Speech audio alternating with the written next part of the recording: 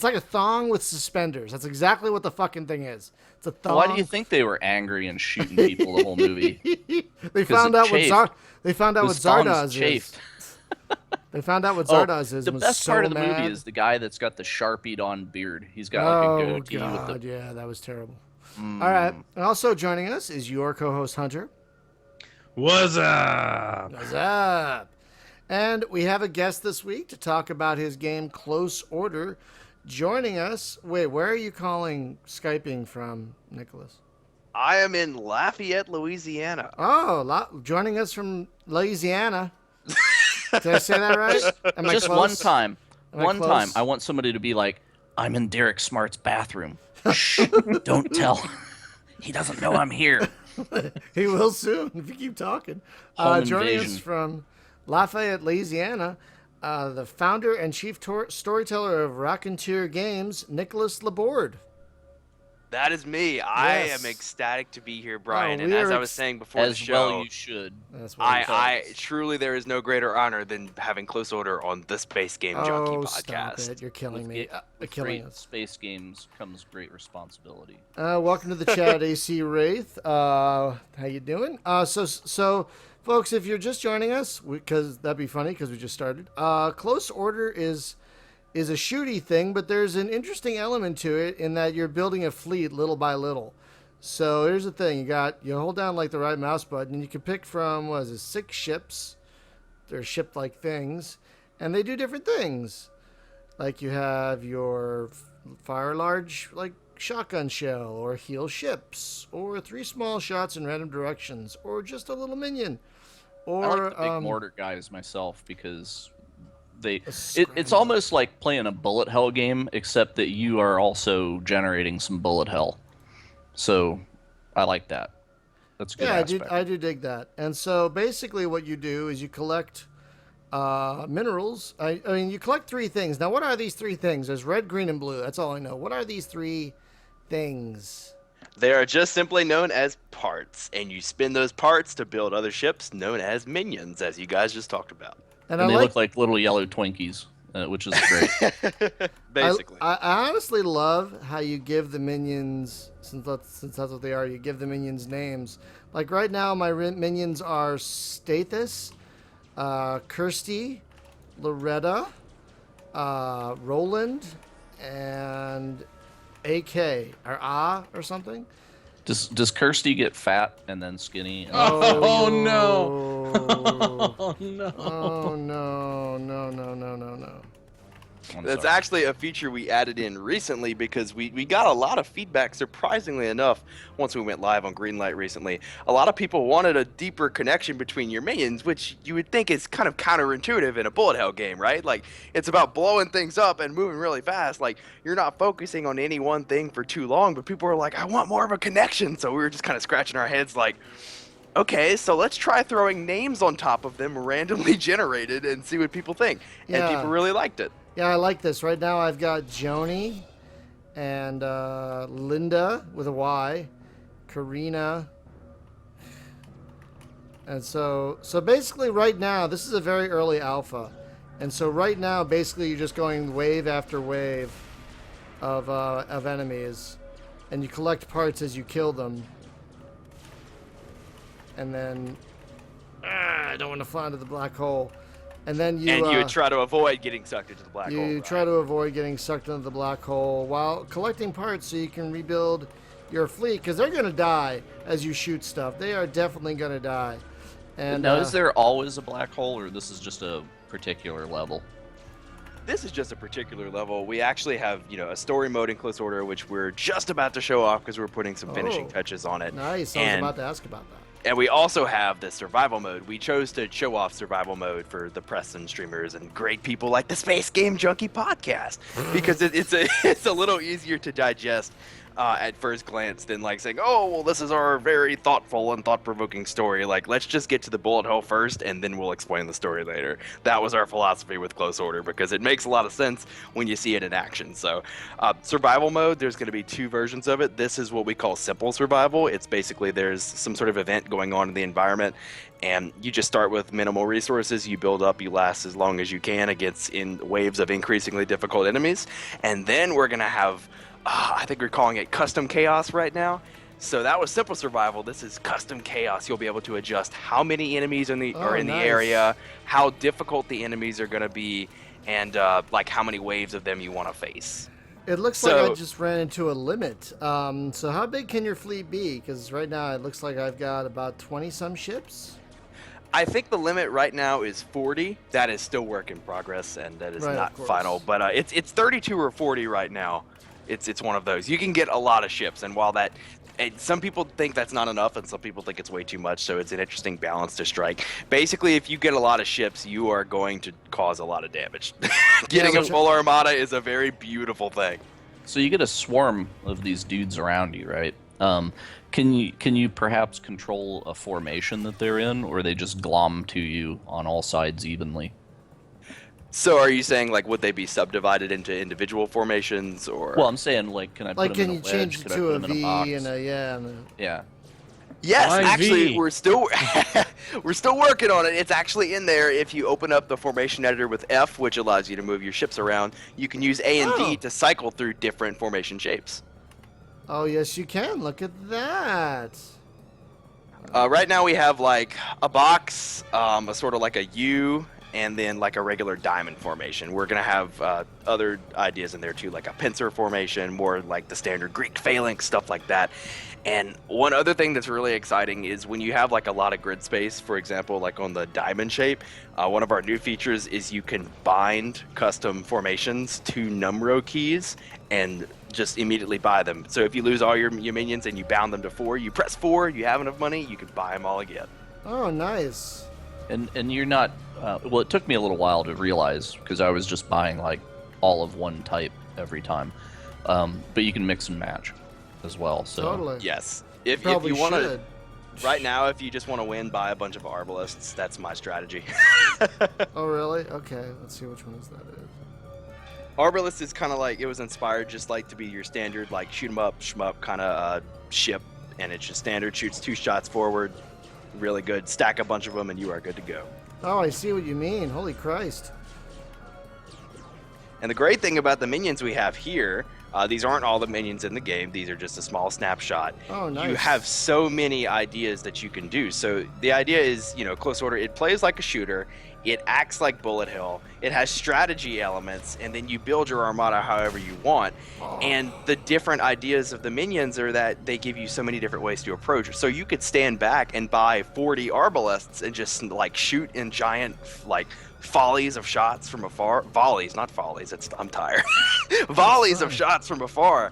Or you could get a bunch of scalprums, which are like these giant spiky balls of death, and just plow into enemies and destroy everything just by shoving your face into them. That last statement could have been sexual in so many ways possible, but I'm just gonna keep it space-centered for now. It's a family show here in the fucking Space Game. Well, no, because Not I was kind of thinking about that myself, actually, because you guys were talking about like trying to last as long as you can while being attacked, and I was thinking, well, that kind of sounds like my bedroom experience, just being mass assaulted by hordes Tits. and I've met your wife. God damn it. space tits. A type of minion you could sneak in there would actually be boobs. Like if you could just get like a cloud of boobs orbiting your ship. Like an Easter egg? Yeah, but if you ran into the enemy, they would just softly if you're going to do that, you might as well just have sperm as well. Just make the sperm. No, that game's already on Steam. Oh, is it? Sperminator. Is it? We should just make a minion, man. Man, so it's funny. I lost all my minions in the black hole. I didn't even realize that could happen. Yes, that's a new feature we just got in. If you get too close, they can be sucked into the black hole. Yeah, it's very depressing, actually. It was very depressing. It was actually insanely depressing. I was like, wait, where'd all my friends go? Oh no, that's so sad. Does your main ship not take any damage? That's a great question, because since the original prototype, we couldn't take damage. Now, this was just a development end type thing. We just never enabled it. But as we progressed through development, we found that it just made a lot of sense to not take any damage. So as of right now, the player ship is invincible, because it seems a little weird out of context, but when you play, you can see that on its own, the player ship can only really be formidable if you're against really weak enemies. So if you lose all your formation, then you've essentially lost in a sense. You have to build your formation back up. Ooh. So that is the way that we are basically handling player death, is more or less we just want to humiliate you. Oh, that's kind of neat. I don't know if you could see on the stream, but apparently I won, and now it's having a freak out. That's what happened. Yeah, we still got a lot of bugs. This was our most recent build, not 100% stable, so you're probably seeing a lot of fun stuff. Oh, this is kind of hilarious. I'm gonna have to quit for a second. Now, interesting. Right? Apparently, there's an option if you hit escape, return to the overworld. Explain to us what that is, please.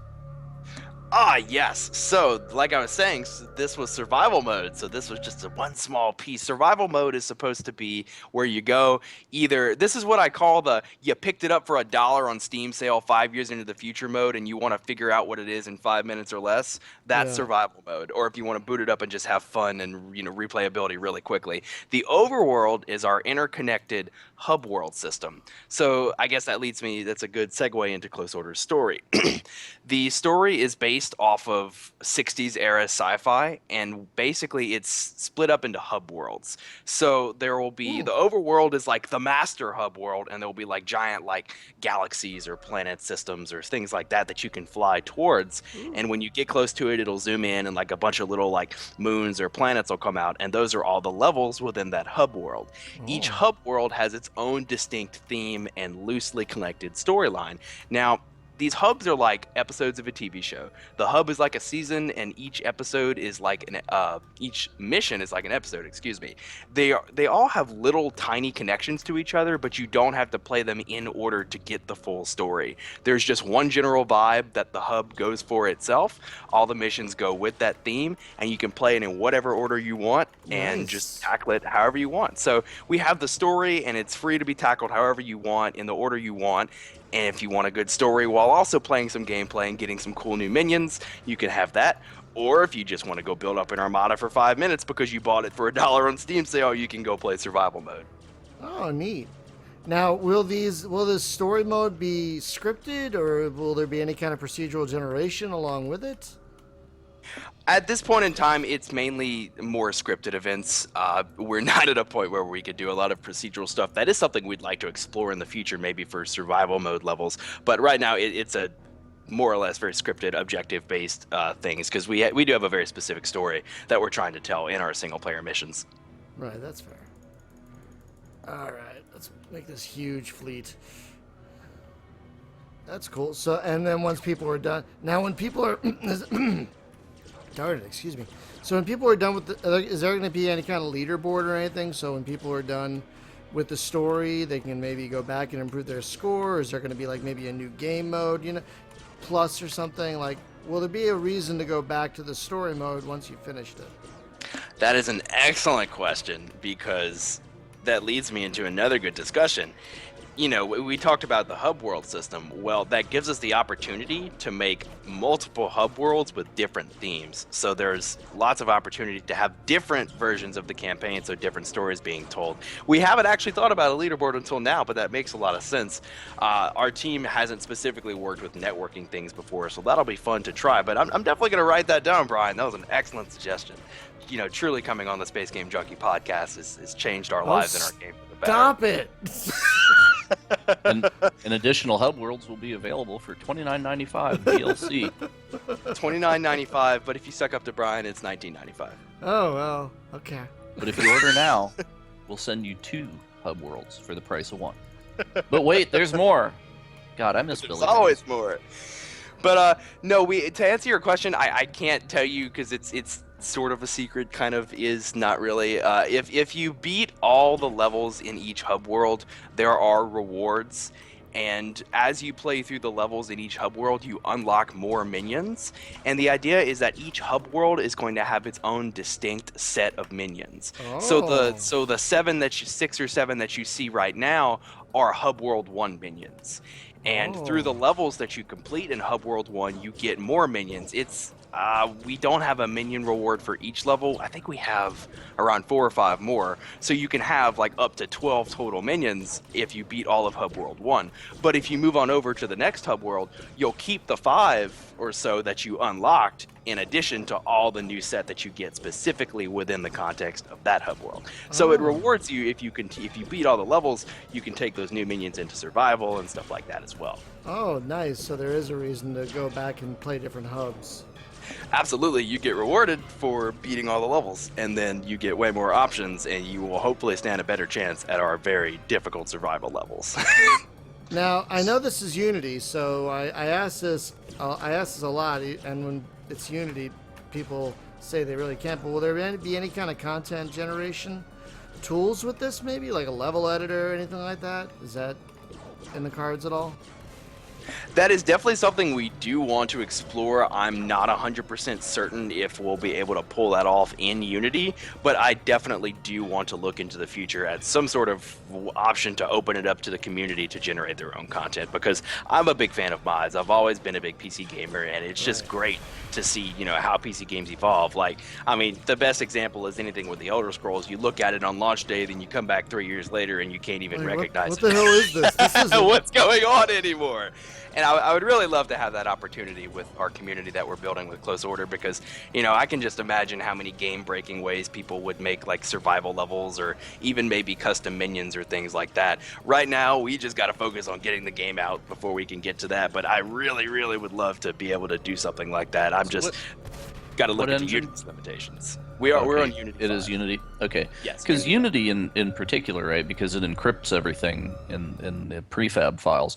So is Unity just like completely a pain in the ass to enable mods for?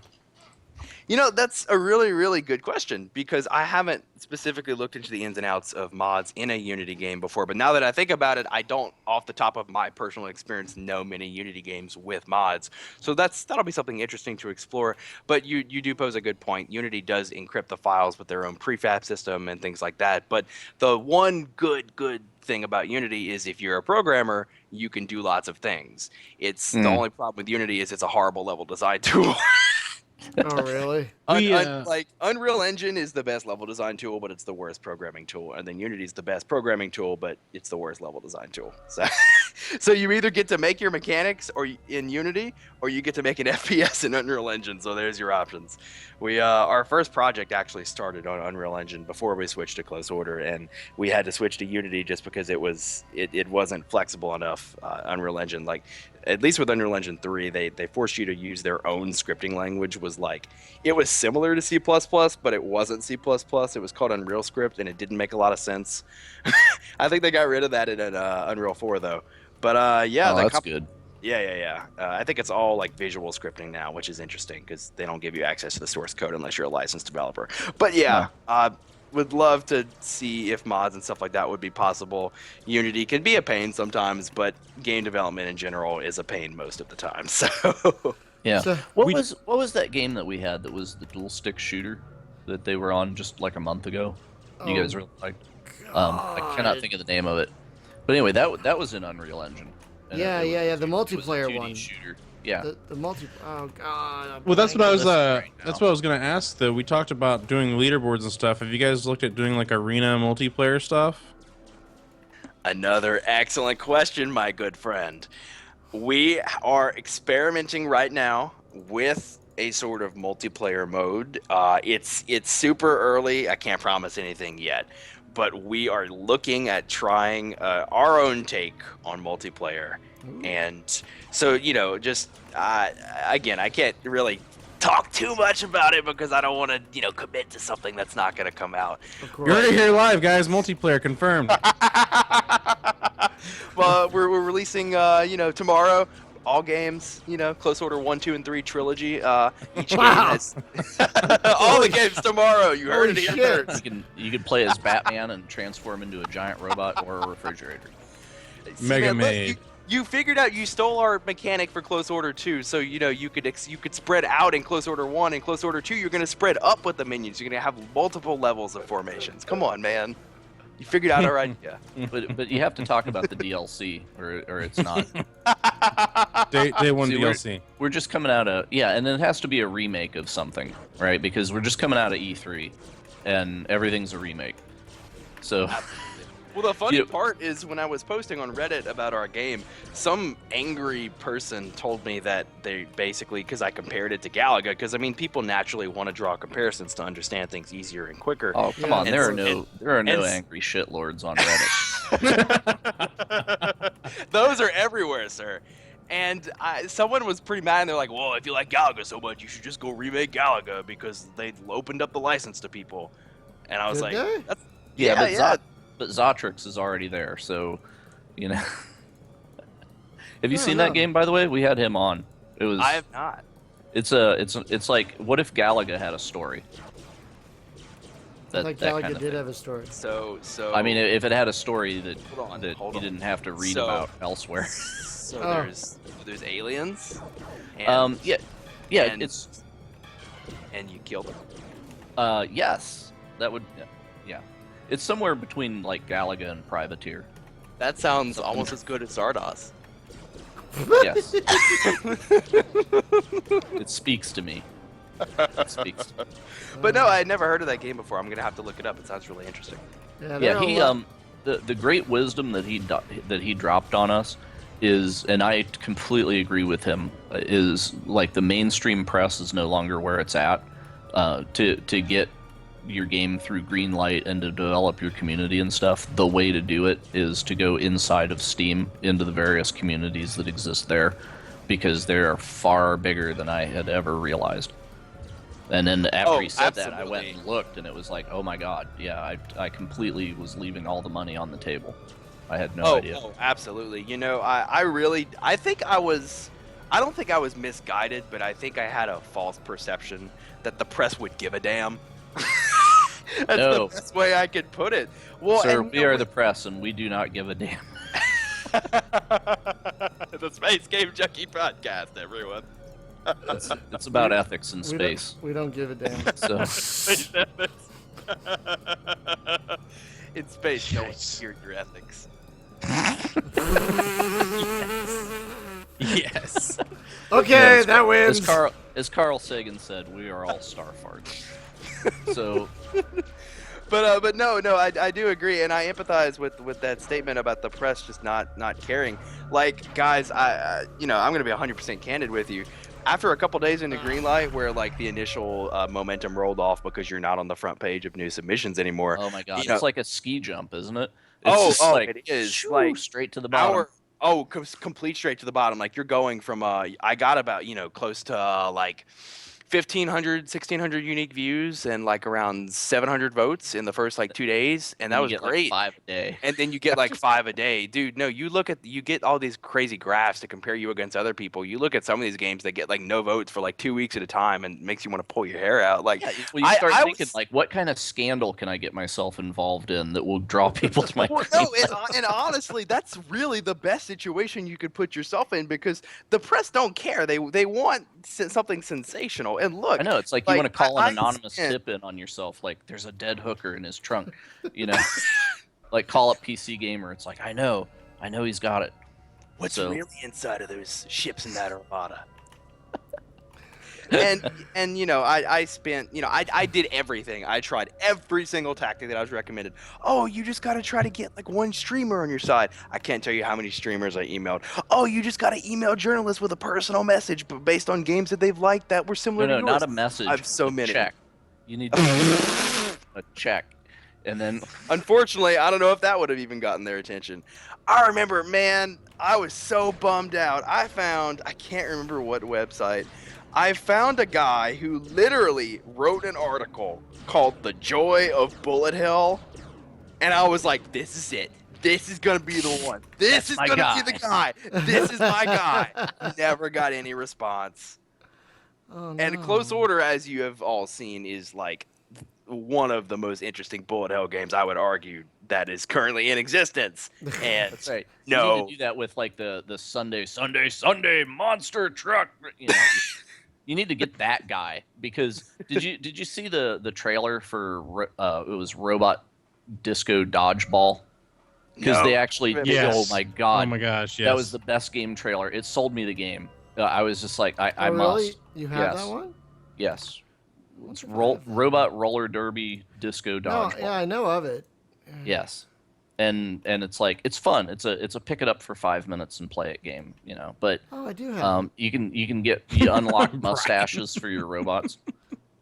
It's I great. got- But so- the so- deal that they had was they had the radio guy with the whole like monster truck mania thing going on. Monster. No, that sounded like the Monster Mash. Don't ever do that again. That's I was Or gifted. Star That, Wars. I was gifted that game during the recent Steam sale. We should totally play that sometime. Oh, I yeah. think the game that we were talking about earlier that we couldn't remember the name, we had him on the show, is Quasar. Thank Yes, you. Quasar. Thank you very much, Hunter. Thank you for looking that up. Because I had a refrigerator made by them. I'm back in the totally. 70s. I was totally drawing a blank. So thank you very much. Because my brain isn't working today. that's okay. Neither is mine, Brian.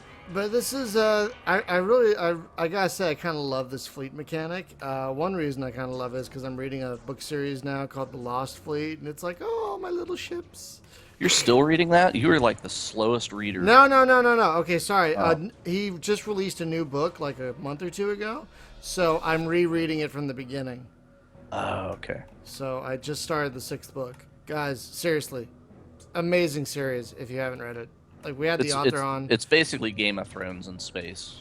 with the but no, with, Wait, it's it's not already in space? with some of the finest space combat you will read in a book. Seriously. Yes. Yeah. I honestly, that is the reason to read Yeah, the book. yeah, Because yeah, the there's politics, some the- revelations when he talks about space combat, and you think about it. It's like, oh yeah, wow. You know, because it's like as you approach light speed, your best sensor is light, right? Because you're going to see it before any other kind of wave gets to you. Yep. So you're targeting with light. Well, as Yep. you approach light speed, it distorts that. So Yep. how do you actually aim at a target?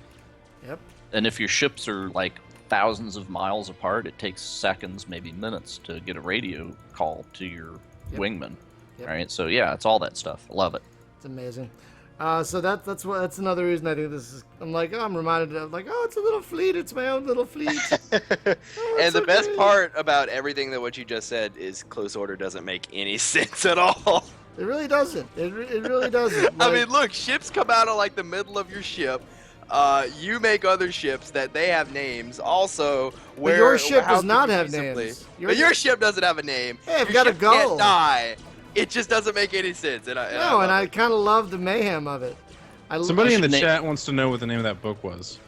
Oh, it's The called Lost Fleet. Lost. Well, the series is called Lost Fleet. The first book is Dauntless, and yeah, definitely worth a read. We had the author on the podcast. What, about a year or so ago? Yeah. And John Hemery. He was fabulous. So yeah, definitely worth a read right there, my friends. But I was just like, oh, I have my own little fleet and I can actually set up formations. It just makes me happy.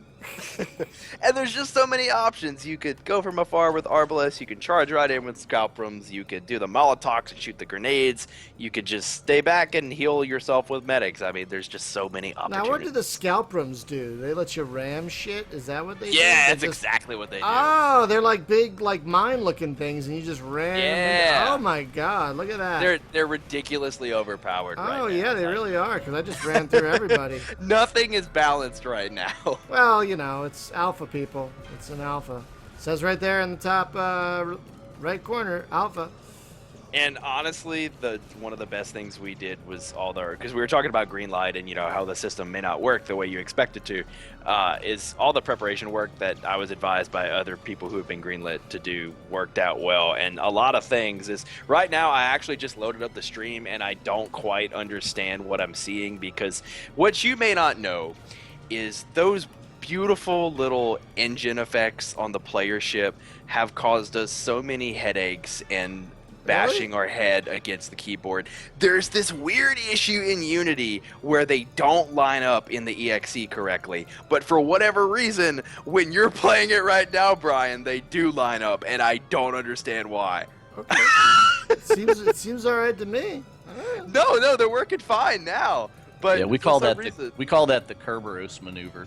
It's whenever you try, because we had some of the guys from Kerberos on, and they were talking about whenever they were trying to code the docking for some of the ships in Cataclysm, Homeworld Cataclysm. They said one of the programmers actually like gave himself an eye infection from like rubbing his eyes so hard in frustration when.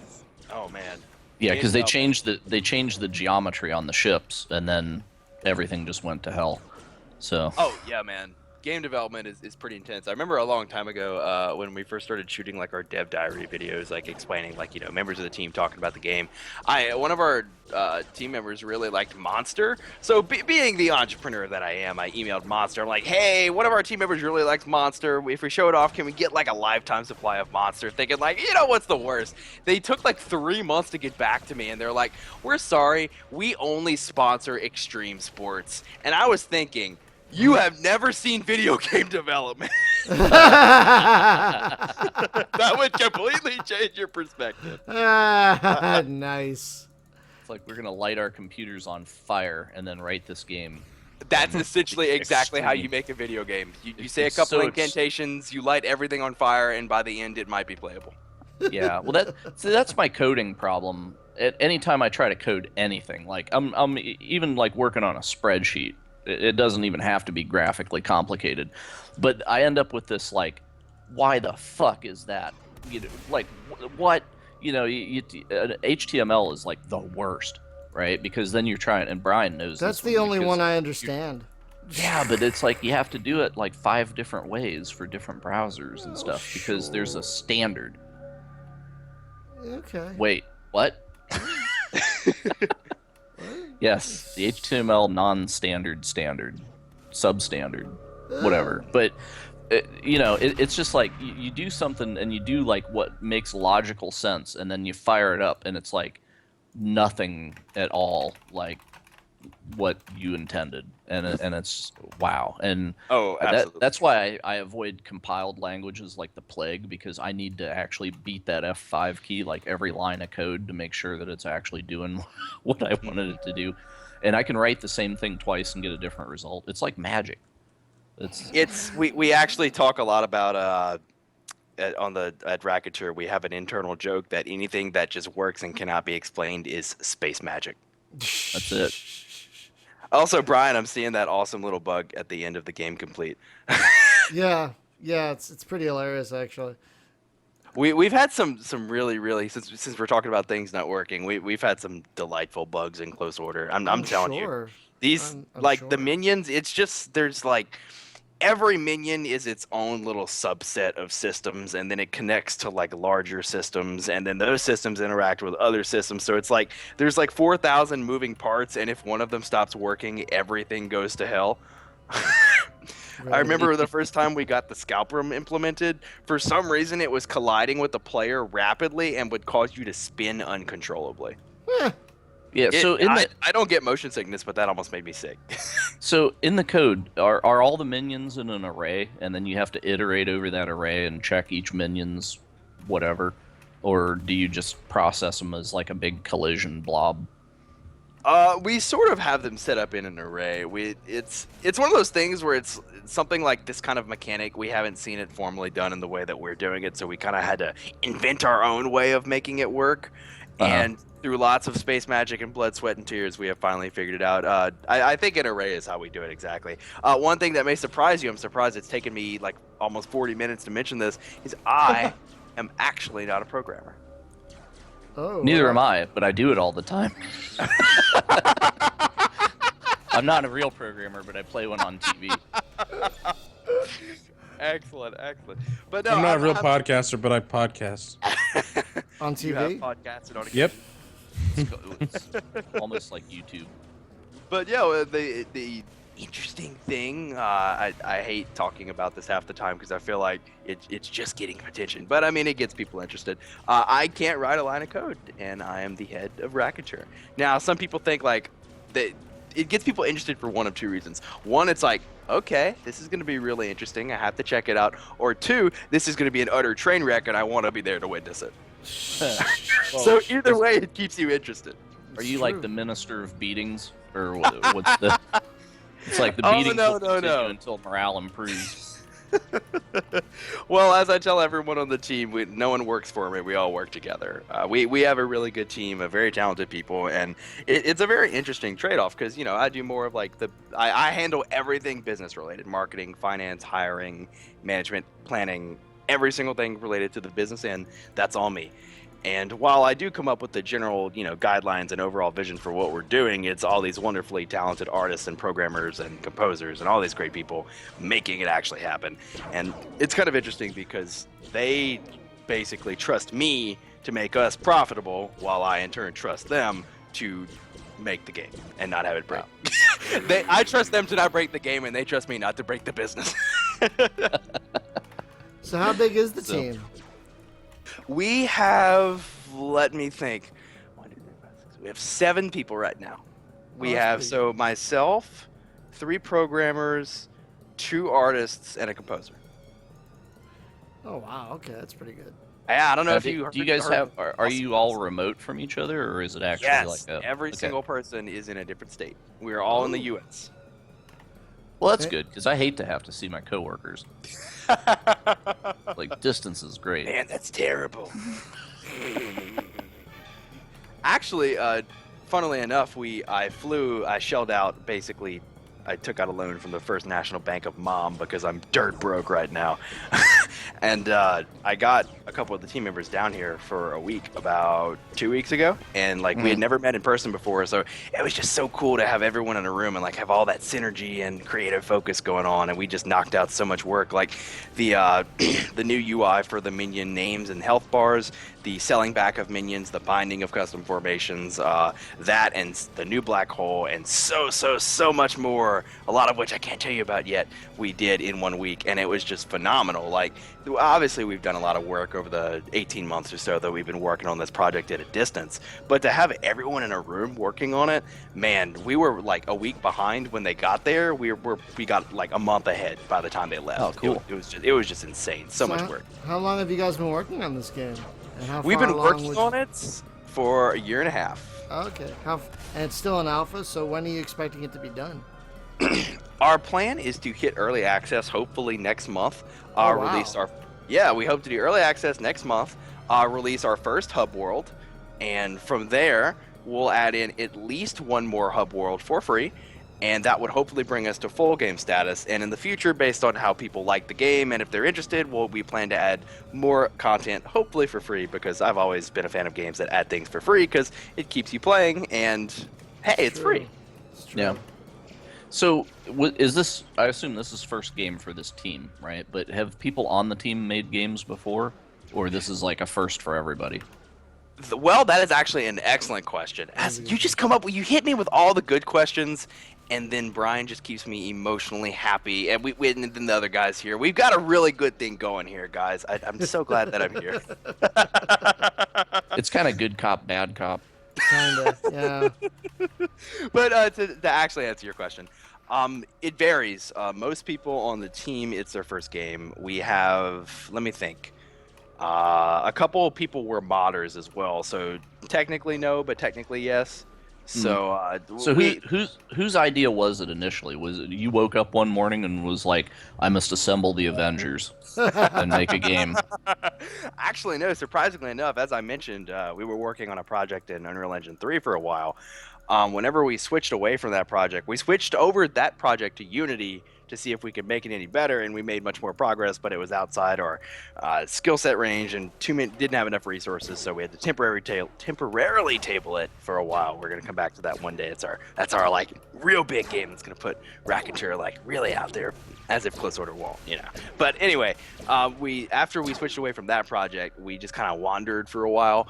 We came up with some prototypes for some really, really interesting things. One that I really hope to go back to one day is a cooperative 4-player like 2.5D stealth game, which that seemed really cool. It was just in the prototype phase, but it looked very promising. And then one day, out of the blue, one of our programmers that had been there for a while was like, "Hey Nick, so I've got this idea. I've got this prototype that I made for a class in college. Why don't you check it out?" And I was like, "Okay, you know, whatever. It's gonna be interesting." So I boot up this demo. It's 2 colors. It's blue and gray, and it's a blue background with gray blocks. And so it's kind of like the Civil War.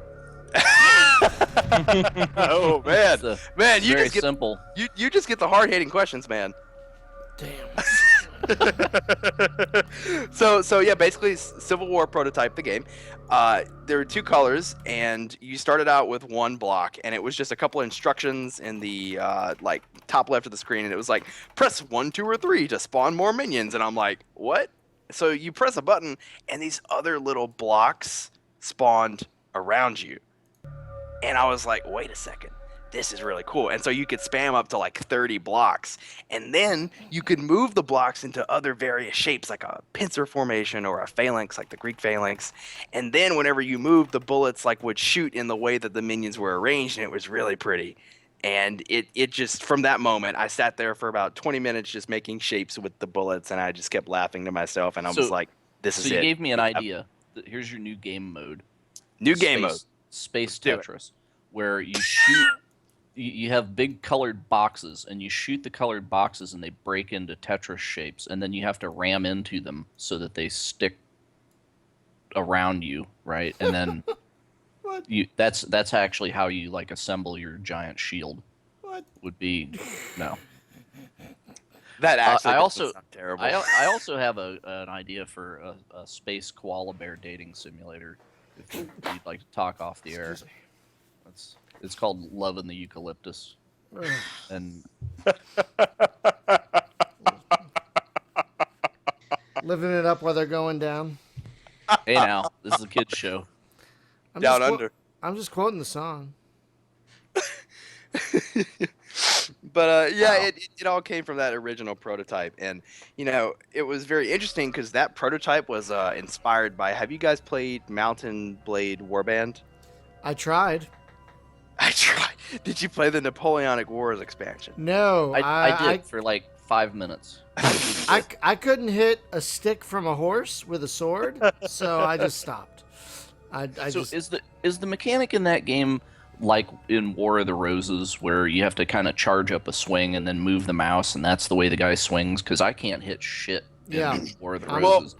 I've never actually played the main game, so I think that's how the main game works. But the Napoleonic Wars expansion, you know, has like your muskets and your 1812 like line battles and stuff like that. But I bring that up because there's a mode where you have like squad battles where you command like little groups of like 20 AI soldiers, and you can tell them like how closely, like how many rows you want them to stand in a formation. You can tell them if you want them to spread out or charge or like when to fire, like on your command or at will and things like that. Oh, so you get like a mob of dudes around you, and then you run Exactly, and you can tell them how you want them to assemble themselves, like hold fire, stand in a line, follow you, charge, all that good stuff. That's where we got the initial prototype for Close Order. And, you know, I was thinking about this the other day. The prototype of Close Order had no context. So for all I knew, it could have been imagined as an FPS with soldiers around you, but we just decided to take it in the direction of it's like a bullet hell game with, you know, ships around you. Yeah, So I it was dig just very interesting to boil it down to that pure essence from that original prototype. It could have been anything, but we took it in this direction. No, That's I cool. like it. I like it. You know, are you gonna have boss fights? Because if you Yes. could have a Oh, boss that would yeah. also be a bunch of minions around something, and then you have to like whittle the minions off of it. Ah, you've got a very good mind. That's a good idea. I like that. Does Man. this thing support a gamepad? Actually, yes, it supports the 360 controller. It is not 100% complete yet, but if you have a controller, You can boot it up and play around. The only problem is don't touch the D-pad. It basically breaks everything. Oh, okay. That's actually a feature. It's like a smart bomb, but for you. It's like the red button. You want to screw yourself, just hit the old D-pad.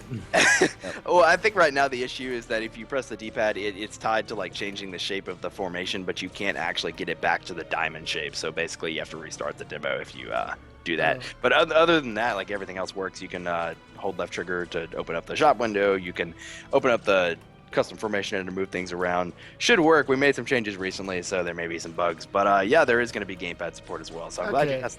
Because honestly, when I first fired this up, it was like I was thinking like twin stick shooter, right? Like, you know, because you slide the ship around but you can turn as well, and it's almost like, well, the ship kind of has a little momentum in the direction it's going, but the facing doesn't really matter to the direction that you go. So it almost would be good as a twin stick kind of thing. Yeah, I see where you're coming from. And you know, the interesting thing is we actually talk about things like that at Raconteur all the time. Like every now and then we'll just be like, man, like what if we kept it like 2D and we never brought it into 3D, or like what if we did something like a twin stick shooter?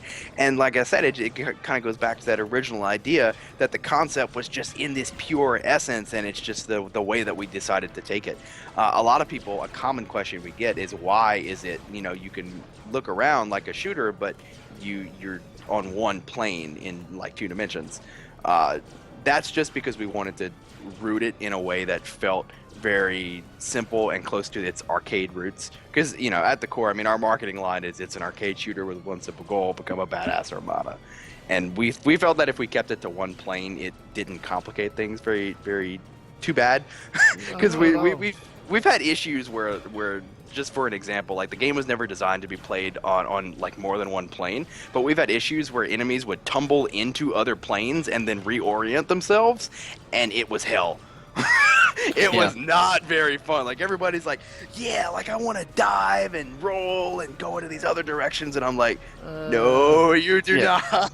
Well, it's like you get games like Homeworld, right? And you have all that vertical space, but nobody uses it because it's, you know, it's way too complicated. Yeah, exactly. And that's the thing with Close Order, is we want you to pick it up, figure out like, okay, I get these parts, I spend the parts on minions, I can move the minions around, and that's it. Like, you play and you have fun, you figure out the minions you like, you build the armadas you like, you save them, you build them, you just play it however you like, and that's what we really want, something that you could pick up, find a really cool thing to do and say, that's neat, and then keep playing or play something else. It's your choice. Let's see.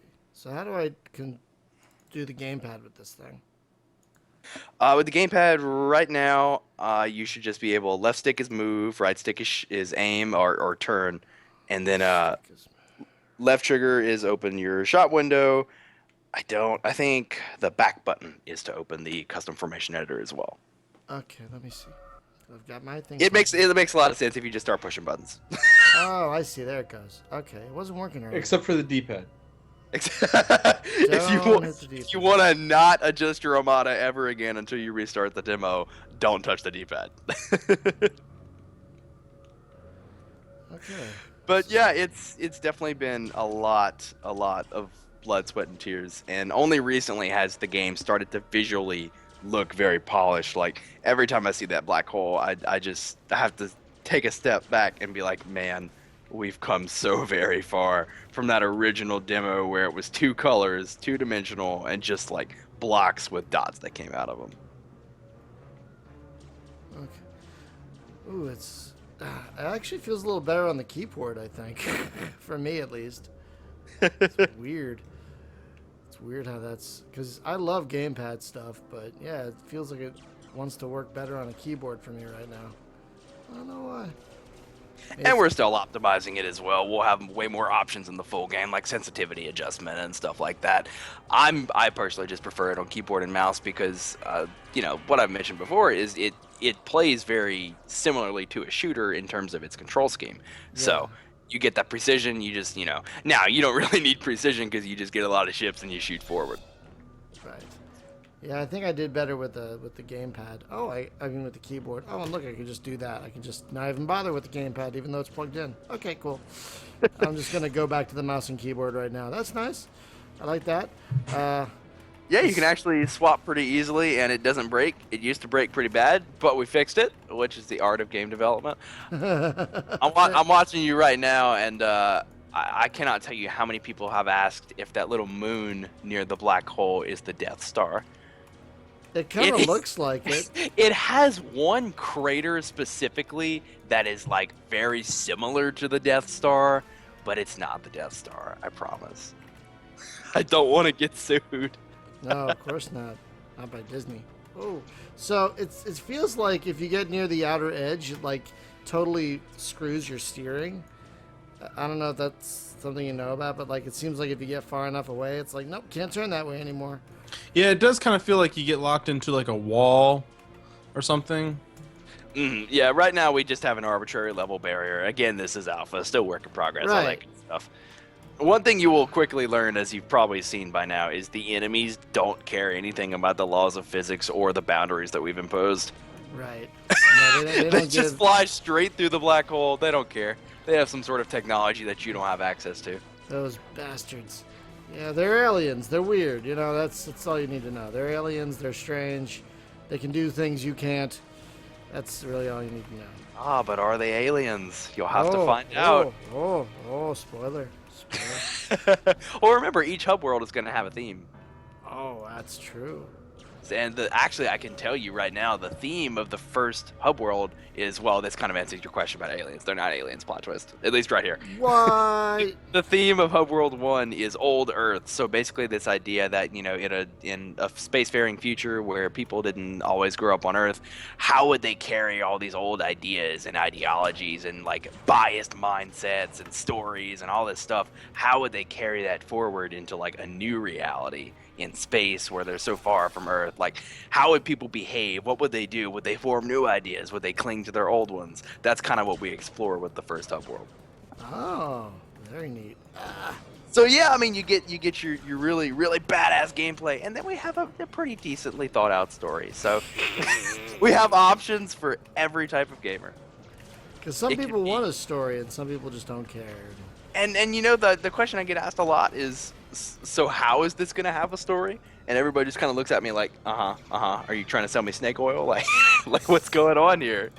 But we have a plan, and our company name literally means Storyteller Games. And oh, really? Yeah, Raconteur is a French word for storyteller. Oh, I did not know that. Yeah. I was thinking Racketeer for some reason. You know, the amount of people that have called us Raconteur Games, it's kind of funny, because especially when I'm in like a professional setting, they're like, Racketeur Games. I'm like, oh wow, well that's the great. Yes, we're making a tennis simulation. It's because they're not making any virtual tennis anymore, I think. So someone's got to fill in that gap, right? I mean, people want their tennis games. I actually love tennis games. I don't know why. I hasn't figured it out. Virtual tennis is so great. It's been a lap ploy just to make this a tennis game. Well, I was thinking one of the minions that you could have would actually be like teddy bears, and then they, instead of shooting, they would give out hugs, but they would hug the enemy to death. Right? You just like ram into them and you hit the button and they just hug them, and little hearts pop out and they explode. The best part is we have the freedom to make all those crazy choices because of the way that we've structured our story. So with the idea of the first hub world of old Earth, it's kind of more human-like things, but we could easily have a hub world about aliens or about giant bears that hug you to death. So we intentionally built the game in a very modular way that allowed us to explore very different ideas for how to approach different things. Can you have one about Russian bears with AKs? Because that'd be awesome. Oh my god! And you could actually have like a fleet of unicorns that actually shoot rainbow lasers out of their horns. All this is possible. Everything is possible and more. Close Order. Have 2015. you guys been watching Kung Fury or something? And that's No. that's where you got that idea.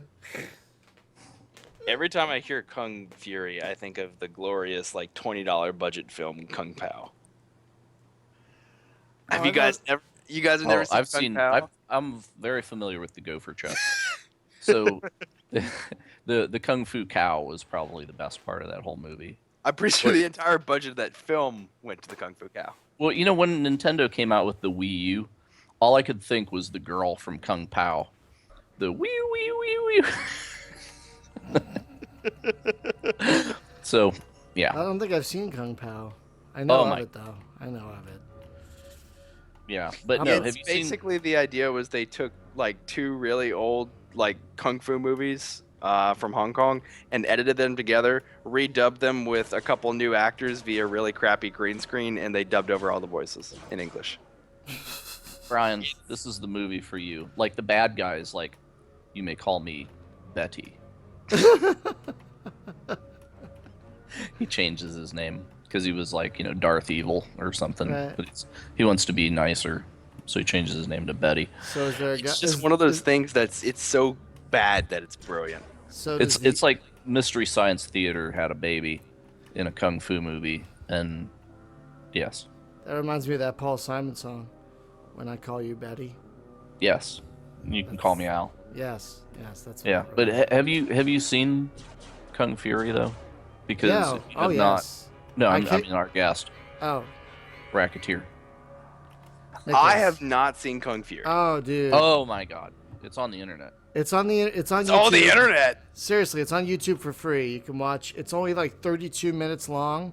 They even broadcast it on cable television. They did? I'm pretty sure it was on TV. Wow. Okay, Kung Fury is the most densely packed. It's like zip compressed 80s, just crammed. It's like they took all the VHS tapes in the world that were from Canon Pictures and crammed them into like one of those car compressors. So right? Looker and Runaway and all that crazy stuff. That was such a great movie. No, it wasn't. It was a movie about a flashlight. Basically. Yeah. A flashlight gun. Yes, that's exactly what that movie was about. It was time travel in reverse. It was only one person. Wasn't that Albert? Wasn't that Albert Finney? Albert Finney. Oh yes. my God! Yeah, that's right. Yeah. Okay, so the wait. plot I'm of the movie, googling this film, and the characters I see so far are Hoff 9000, Thor, Hacker Man, and Hitler. Yep. Yes. Hacker Man. Yep. Hacker Man. I feel like I have to watch this movie now. I don't know anything. You about gotta hack time, dude. Gotta You gotta hack hack time. time. Go back and kill Kung He hacks him Fuhrer. back in time. Yeah, the Kung Fuhrer. But he sends him too far. So Don't spoil Okay. it for him. Don't Okay. spoil it for him. But There's- it's amazing. There's a music video for the theme song too, with with David Hasselhoff. Hasselhoff. Yeah, yeah, don't hassle the Hoff. but you gotta I watch couldn't believe after he the actually movie. said it. I was like, amazed. Oh, he knows. He I- knows. He has a sense of humor. How could he about know? himself. He knows. How, Come on. it's a well kept secret. Like nobody was supposed to tell him. It's on fucking T-shirts and shit. I have Oh a my T-shirt gosh. that says that. I'm not Don't even hassle kidding. the Hoff. Yeah, it's a thing. Okay, It's totally a So thing. all right, so Star Crash. Who here has not seen Star Crash? I have not seen Star Crash. I Is have it- not seen Star Crash. Is that the one? That's the early one with David Hasselhoff. It's a Roger Yeah. Corman one with Christopher. Right, he's got a lightsaber. He's fighting cavemen. Christopher Lee, Yeah. right? Yep. I No, know all Christopher about Plummer. it. Was it Plummer? Christopher Plummer. Yeah. Oh, that's even better. Oh God. And it's got Carolyn Monroe, What? the Bond girl from Spy Who Loved Me. Carolyn Monroe. Oh yeah, the girl who married Ringo. Yeah, absolutely. No, different one. Oh, That's the other girl. No, this is the girl Oh, that the flew other the girl from helicopter, the hot one. Oh, they were both hot. Come on. They Yeah, were- well, the hotter one. But she was also in the Hammer Dracula movies and stuff. Really? And oh yes, so that's your Christopher Lee connection right there. Oh, She wow, was that's- bitten by Christopher Lee. How lucky her. And yes, Fantastic. yeah. So, but anyway, yeah, Star Crash. It's basically Italian Star Wars. Yeah. And yeah. all you need to do is watch the trailer. It's got everything. It's got I've seen the trailer. It's got Amazon women. It's got freaking dinosaurs. It's got like a giant stop motion colossus, like from Jason and the Argonauts. There's another great movie, Amazon Women on the Moon. Yes, or the Amazon last- women in the avocado jungle of death. Wait, what? Amazon women in the avocado jungle of death. Is that another? Was that like the sequel or something? No, that's another movie. It's got Bill Maher in it. Oh God. It's his crowning moment, and it's got what's her name from Attack of the Killer Tomatoes 2, the girl that played the tomato girl. I don't know. I've only seen the first Attack. I didn't even know there was more than one Attack of the Killer Tomatoes. Oh yes. Oh yeah. Nicholas, you didn't realize this is what you were going to get yourself into, is it? We have tangents all the time. All the time. Welcome to the Space Game Junkie Podcast. We're going to talk about Mad Max Fury Road. So, Nicholas, have you seen Mad Max? I have not, because I've been locked in this cave producing this wonderful little demo that you're playing today. You gotta see it. I humbly look forward to not being poor and being able to see it very soon. Did you hear the news today about The Rock? Huh? Dwayne Johnson will be starring in The the live action. Oh yeah, Rampage. I know. So it's basically look. My Rock... only feelings on The Rock is that nearly a decade later, I am still offended that Dwayne "The Rock" Johnson was not in the hit film The Rock. That's true. Wasn't he not an actor then? He was still like a wrestler. I think he actually was still wrestling. Well, I think that is sort of acting. Oh well, yeah. I guess that's true. But it's kind of like porn is acting, right? It's a different level. You don't get your SAG card. You know, it's basically The Rock in a kaiju movie, and I'm just stoked for that. I'm wondering, like, which one of them is he? Is he going to be the werewolf? No, he's going to be the one that takes them all down. Come on. They're going to have the other three, and he's going to be the one that punches them all in the face. It's not a Rampage movie unless when they coward. get defeated, they're like naked on the street, and then they like sidestep off the screen while holding their junk. God, I hope that happens. I really hope that happens. I remember when I learned so much on the Space Game Junkie Podcast. This has truly been an enlightening We are here to experience. entertain, my friends. See, I really don't know what I should watch first, Kung Fury or Zardos. Well, Kung Fury you could just go watch tonight. It's half an hour long. Kung Fury, bring your friends.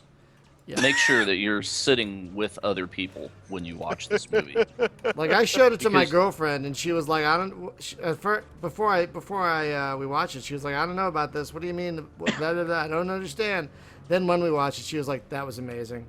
Oh my God, that was incredible. You're getting the Blu-ray, right?" I'm like, "Absolutely." I feel like this is one of those movies that I'm going to enjoy so much, and that I have to decide if I really want to put my significant other through watching it. Which means that I'll find it really funny and she won't. No, nobody can watch this movie and not think it's funny. There's something in there for everyone. It's so ridiculous that you will enjoy it. There's something in there for everyone. Seriously. Excellent. Yeah, it's okay. The podcast that I did, it's now defunct. The website's even gone now. Yeah. No, before I did this one, for years, like started in 2009. I did this show called The Bad Movie Podcast. I didn't know you weren't doing it. And it was that. exactly that. Yeah, I haven't done that for a couple of years. Oh. But it's unfortunate. I hadn't paid any attention to it and the domain renewal, because I bought it for like 3 years, right? And then I wasn't looking, and the domain renewal fell in my spam bin, so I missed it, and somebody scarfed it.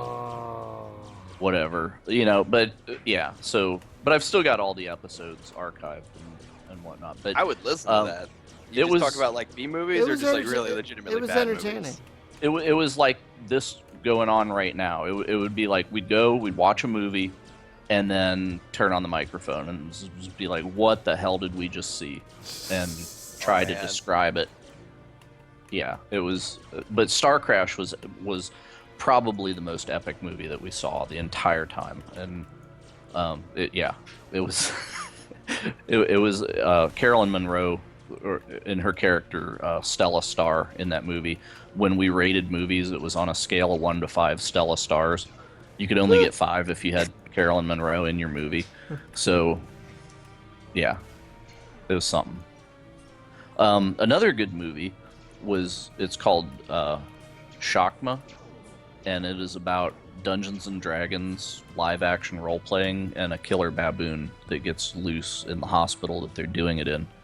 It's kind of like a research lab, and then the kids decide like, hey, it's Friday night, let's LARP some D&D, and they're LARPing, and nobody realized that the killer baboon actually got released.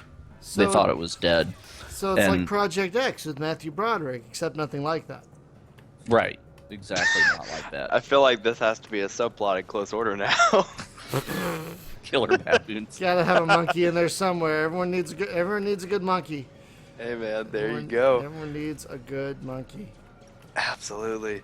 So, do you guys have any more burning questions about Close Order? Or have I artfully dodged and said you were headed in the right direction at enough questions by this point?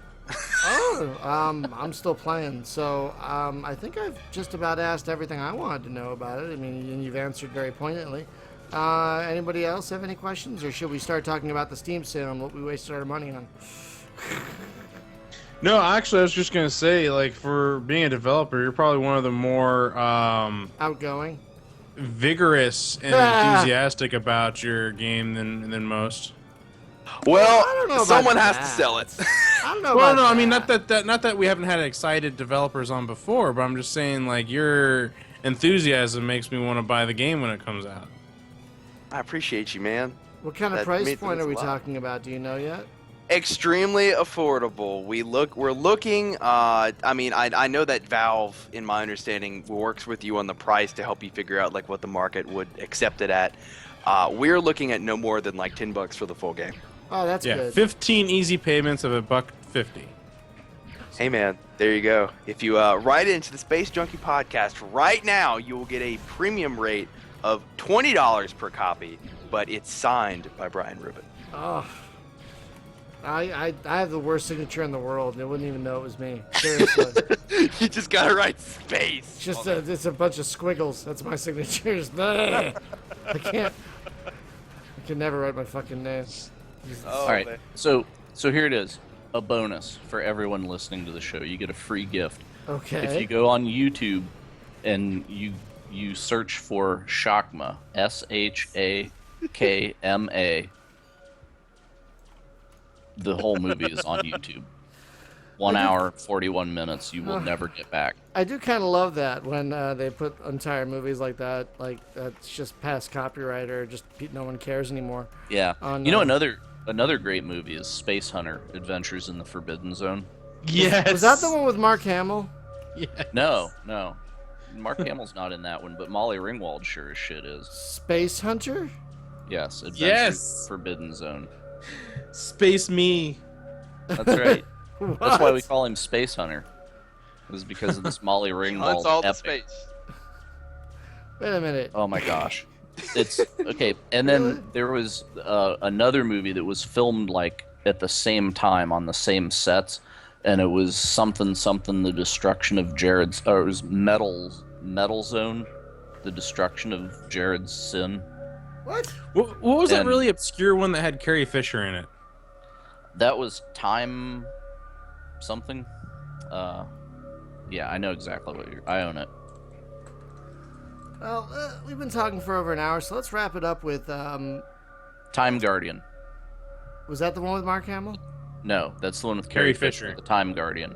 There It's was like one the with- Terminator, but with Princess Leia. No, there was one with Mark Hamill where he traveled in time. It was like time something. Hang on. I don't know. He'll always be the guy who was not the Guyver in the Guyver.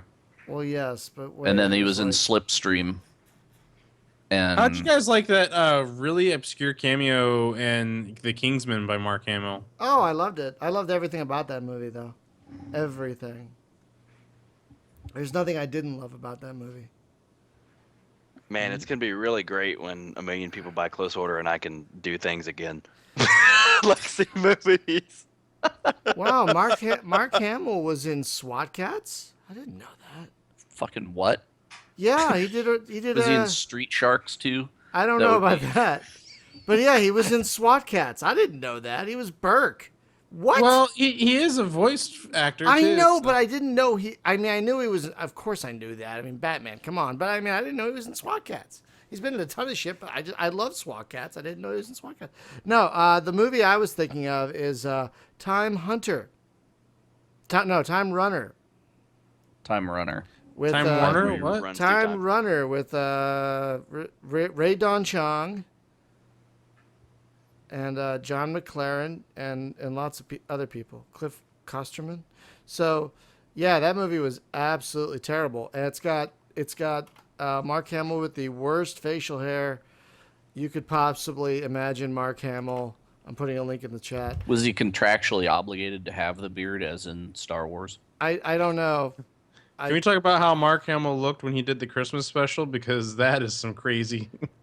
Well, he was super on drugs, and was that before or after the car accident? Before. Oh, really? Okay. Yeah. Yeah, the Mark Christmas. Hamill tries so hard, but he just does not age very well. Oh no, he no. I'm pretty sure that he just is the Joker. Like he just can't hide it anymore. He voiced the Joker for so long, and that's just what he's doing now. Did you guys see it? Did you guys see him on the new Flash, where he played the same character he played on the original Flash? And it was amazing. What the fuck is that character's name? God, he's in Transformers Rescue Bots? Jesus fuck. Oh yeah, the Trickster. He played the Trickster in the original 1990 Flash series. And the new series, he played the Trickster again. And he just was... He totally cheesed it up. At one point, he said, "I'm your father," to a character. Wow. And I was, like, worried that it was going to be horrible. But no, he fucking nailed it. He nailed it. So it's kind of worth seeing just for that episode. I mean, the whole series is great so far. Yeah. Oh, here's another bonus. If you dare, search on YouTube for Star Wars Holiday Special. No, the entire don't 1 do it, hour people. and 29 minutes, don't do it, people. 28 seconds. Don't of pain. do it, people. No, don't listen Dude, to it's him. got That was the Don't. debut of Boba Fett as well. Yeah, It is. that was the only good part of that whole thing. That was the only good part. Wow, wait, Mark Hamill's in the Dragons cartoon? What? Anyway, He's in fucking everything. Holy shit. He's like Nolan Very North. stealthy. He really is in everything. Oh my god. He's in all the Batman games. He's in lots of TV shows. Gee, I had no idea he was. I mean, I knew he was prolific, but I didn't know he was this prolific. Oh my god. Criminal Minds. What the fuck hasn't he been on? Oh my god. He's just stealthy. The like you Space don't Game Junkie notice. Podcast. He has not, Oh, and wow. we are going to correct that. You know what? He was in 3 Wing Commander games, so we do have precedent. We have context. We do have There you precedent. go. to Hey, bring- wait. We can call Chris up and say, Chris, man, you got to get us smart. Do you have Mark Hamill's contact information? We'd love to He talk probably about. does. He's got him on speed dial, just in case there's ever a Wing Commander 6. We'd love to talk about your experiences with the last 3 Wing Commander games as Colonel Christopher Blair. I wish we could call up Christopher Walken and be like, Mr. Walken, we would like to talk to you about Privateer 2. Let's get the whole cast of Privateer 2 on. Let's get I know, Clive right? Owen and John Hurt and Christopher Walken and Jurgen Prochnow. Who the fuck else was in that game? There were so many fucking people in that game. David Warner. David Warner, yes, of course. God damn it. And then I'd have to talk to him about Tron. Oh, all God. these Oh, wonderful God. movies. And you guys talk about all these movies you love so much, and I just hope that one day there's going to be like one person that's like, "Man, I played this game called Close Order, and it was just so cool." You know, I think that's what's Well, gonna then you have to get this kind of cast. Oh, I didn't even remember this. Brian Blessed was in it. I didn't remember Brian Blessed was in it. Amanda Pays, Mathilda May, remember her? Yeah. Oh my God, lots of people were in this fucking game. I'm actually going to have to head out now. So unless you guys had any other questions, it has been an absolute honor. Oh to no, be we on Space Game wanted Junkie we Podcast. wanted to talk real quick about what we all bought on the Steam sale. Did you want to stick around for that, or you want to head out? I could stick around like 5 more minutes, but then I'm going to head out then. It has been truly exciting to be here. I've learned so much. I've learned about Zardos. I've learned about Kung Fury. I've learned of all the things that Mark Hamill has done. Yeah, well, Crap. we did, and it's been a pleasure playing your game. But go get some sleep. Don't worry about it. Go get some sleep. Oh, okay. I appreciate it. I don't remember. Ryan. Like, the longer he's up, the loopier he gets, and the more fun he is. That's actually pretty accurate. My laugh also gets like 10 octaves higher. Whoever was saying earlier about the enthusiasm, I appreciate the comment. You know, I really try, and it's been a very long time coming. If you could have been there to see Close Order from its humble little blocky origins to where it is now, it's just grown into this really, really, really cool, fantastic beast, and I just can't wait for people to start buying it. And like I said, it'll be great if people buy it because I'll be able to pay bills. So that's always a good aspiration. Yeah, folks, it is pretty fun. I've been really enjoying this very early. I mean, this is only one level. This is only one level here. And this is just one small context-specific level. We have lots of great stuff coming. We are still on Greenlight, so throw us your honest vote, whatever you feel. Just vote that way, and before you know it, we will be available for sale on Steam. Which I hope that happens soon. Now, so you're on Greenlight, but has Greenlight has it been successful? I don't recall.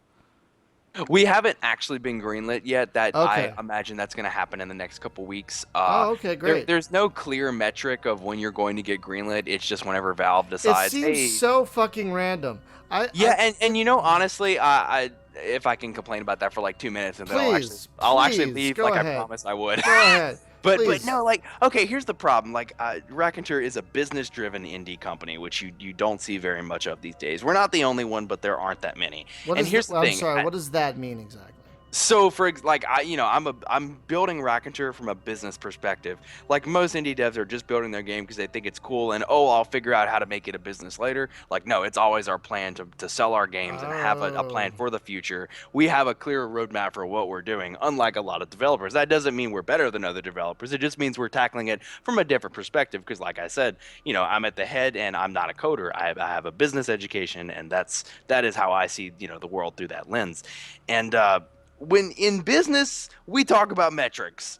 You know your numbers, and you have a tangible number to get to, and you find out what your number is, and you do the magic formula to figure out how to get from point A to point B.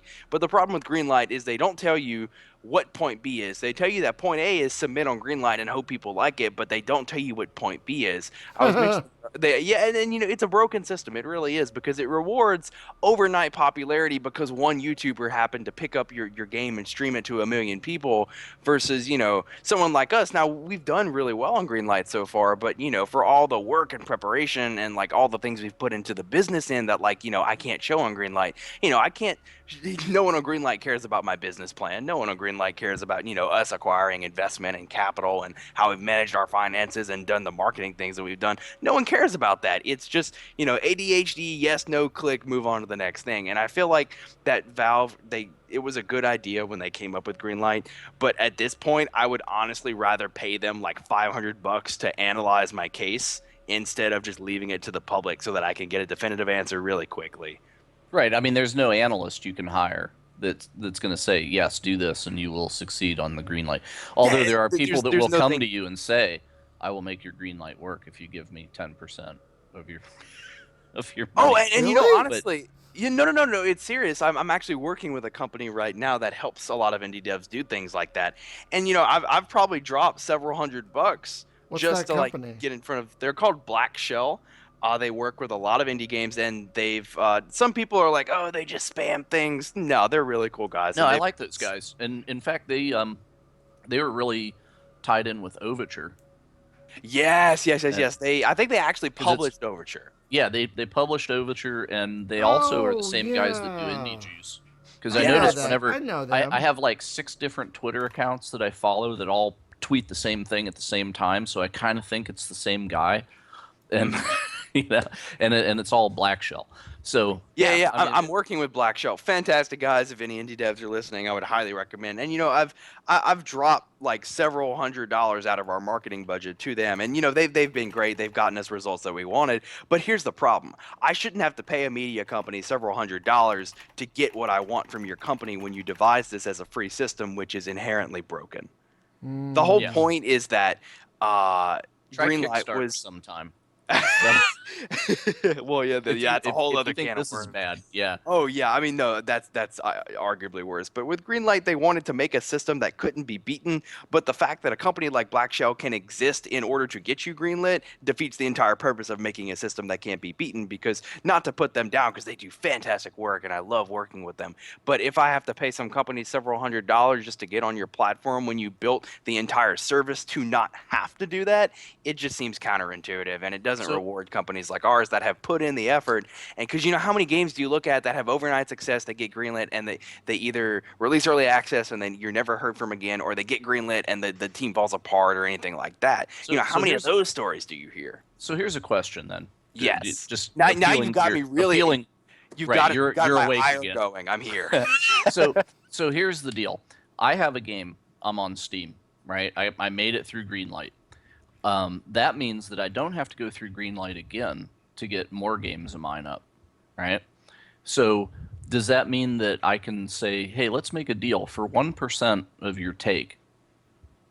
I will publish the game under my Steam ID for you, and then I just make a pittance off of that, but I gateway you in, and you get to bypass Greenlight. Is that a thing? I haven't heard of anyone doing that, because you have to agree that you have the rights and stuff to it, which technically you wouldn't. But I mean, that situation is certainly conceivable that it could happen. Because it would be like a publisher, right? Like, I'm EA, and I'm, everybody just comes in under my banner, and pow, you're on Steam. And I'm wondering, like, why a small group couldn't do that. Just get one game through Greenlight, and then you gateway in all your other stuff. See, I didn't actually know if it worked like that, or you actually have to greenlight all your other stuff. I think it might depend on your success, and they might have changed it too. So they definitely will after they hear this. In the past 12 months, it's changed very dramatically. But like I was saying, that really woke me up, because I'm all about having a plan for your business and planning what you want to do and having a roadmap and, setting out the steps for how to get there. And Greenlight is completely counterintuitive to everything like that. It rewards the people who get lucky enough to get in front of a YouTuber who has like millions of subscribers. That's all it does. It doesn't reward it's a popularity contest in a lot exactly. And it really is. And, let's see, let me tell you right now, we are on day 23 of Greenlight, and we are 56% of the way to the top 100. The closest conclusion I've gotten to what gets you greenlit is make it close or into the top 100. You know what you guys could even do then is burn an effigy of PewDiePie. just get a giant stuffed PewDiePie, run it up a pole, and light it on fucking fire, and then honestly, put it on YouTube. At this point, I feel like that would be the most effective advice I could give to anyone about to go on Greenlight. Just because there's no way to just figure out what's going to work. Now, I read every postmortem out there, I swear. I looked up so many guides on what to do. I put in at least 2 weeks of prep work for this. We got our demo running. We made sure we had a playable demo. We made sure that there were no placeholder assets really in the demo. We made sure everything was labeled alpha. We reached out to the press. We reached out to streamers. We did all this work, and it's just a popularity contest. Yeah. Yeah, that's what we hear, and that's kind of depressing. Yeah, because like I was saying, it'd be really, really great to, make income from my game, but I should just get really popular one night, and that should determine the fate of my company. That's how it should work in a fair world, don't you think? Absolutely. So I'll tell you what, because it's late now and whatever, but ping me like tomorrow or whatever, or whenever you wake up from your coma, and. And what I'll do, I'll actually do a screen share. I'll take you into the back end of Steam, since you've never seen it, and show you what's the deal. Like, once you get through Greenlight, this is what your guys, talk console about this looks off like. the air. Yeah, because NDA. I'm not supposed to. Whatever. We're still on, guys. Okay. I don't know anything about this. Who is this guy? I'm just here with Brian. Right. Just careful, guys. Jesus. Yeah, but no, it's a thing for your business curiosity, right? Like, what are your metrics once you get in? What does this look like? Because they give you a lot of metrics. And also, with your Greenlight, have you tied in your Google Analytics and stuff? Yes. I've been poring over the data a lot recently. We have an insane average viewer duration, like almost 2 minutes, which is freaking insane for Greenlight. That's pretty good. Yeah. Like most is like 20 seconds or less. Ours is 2 minutes. Yeah. I got to dig in and see if there was any, like a few like random people who sat there for like a day that like skewed the data. Or you do it like one of those best Vine videos where you have like the girl with the giant breasts in the one frame that you use as like the front frame of the movie, and then people have to sit there through the whole thing like to get to that part where it's like, where's the hot chick? Yeah, that's how it works on YouTube. That's basically how you get greenlit. Yeah, that's it. Boobs. And it works on Twitch too. Like I've thought about like getting my man cleavage on there and getting a tip jar. I don't think that would work as well, Jim. Probably not. There you go, man. But yeah, again, thank you guys for having me on. I mean, look, now you know next time when I'm getting tired, just ask me to complain about Greenlight, and man, I'll wake up. Oh, that's totally fine. So, folks, thank you so much for listening. Where can they find more information about your game? I mean, I'll link to your site and all that, but like, where are you on Twitter and all that? You can find us on Twitter. Our name is Raconteur Dev, D-E-V. So you can just type in Raconteur Games to Twitter, and we'll be the first one that comes up. On Facebook, just facebook.com/Raconteur Games. Our website is raconteurgames.com. Our game is Close Order. Shouldn't be too hard to find us since it's a pretty unique name. And Brian, for all the people that can't spell Raconteur, or if I'm talking too fast, which I likely am, Brian will have lovely links for those things. For all the lovely links. The lovely links for the lovely people. I want to run to hover.com My links, and my see. lovely lady links. I want to see if the domain Rochambeau Games is available. Probably because- isn't. Probably isn't. Probably not. Probably not. Probably taken years ago. It's probably a copy of Zombo.com or some stupid bullshit. You can do anything at Zombo.com. The universe is yours. That's Anything at all. You can do anything in Skyrim. You see that mountain? You can run there. All right. So I think next week, folks. I think I just confirmed it. We Kickstarter launched today of a game called Defect, which is basically apparently a game where you build a ship that will eventually be taken from you by your mutinous crew. And I think we're gonna have them on next week. I think so. Is it like hold off the mutiny as long as you can, or the game starts with the mutiny? I'm not sure. I got a Steam key, but I haven't. Don't worry, I'll get one for you guys too. But I haven't tried it yet, so I will let you know. But yeah, I think we're gonna have them on next week. Oh, Wraith wants to know, did we get anything good during the Steam sale? So I bought everything. Right, like if you were on Steam and it looked good, I probably bought it. I bought. I didn't get any space games because I pretty much have them fucking all already. But, there was a lot of shit I already owned that was on sale. Yeah, yeah. I still did get a lot, but there was a lot of shit I already owned. Yeah, I got a lot of. I think I bought. What did I buy? I bought Grim Fandango Remastered. Nice. I'm pretty. I had that on GOG. Yeah. Nice, very nice. I bought like a lot of old RTS games. That. I picked up Grey Goo. Oh, how is that? I enjoy it. It's definitely a throwback to like the Command and Conquer days. So I'm really digging that. The one I've been enjoying recently that I got is 20XX, which is basically if Mega Man was a roguelike. Like mix Mega Man with Spelunky. Wow, now I'm intrigued. And it's very good so far. I'm really enjoying it, like a lot. I also got Convoy, but I returned it because it was just too hard. Oh, I picked up Metal Gear Solid 5. I'm looking forward to playing that. It was all like $5, so I was like, sure. Yeah, I got lots of like old RTSs and some roguelikes. Like I got the Enchanted Cave 2 and the Age of Wonders series was on sale too. Did you get those? I did. Didn't you? You got those too. Age of Wonders 3 is fantastic. What did you guys get in the chat room? Yeah, I got Space Beast Terror Fright, which I think we should play on Thursday. Yep.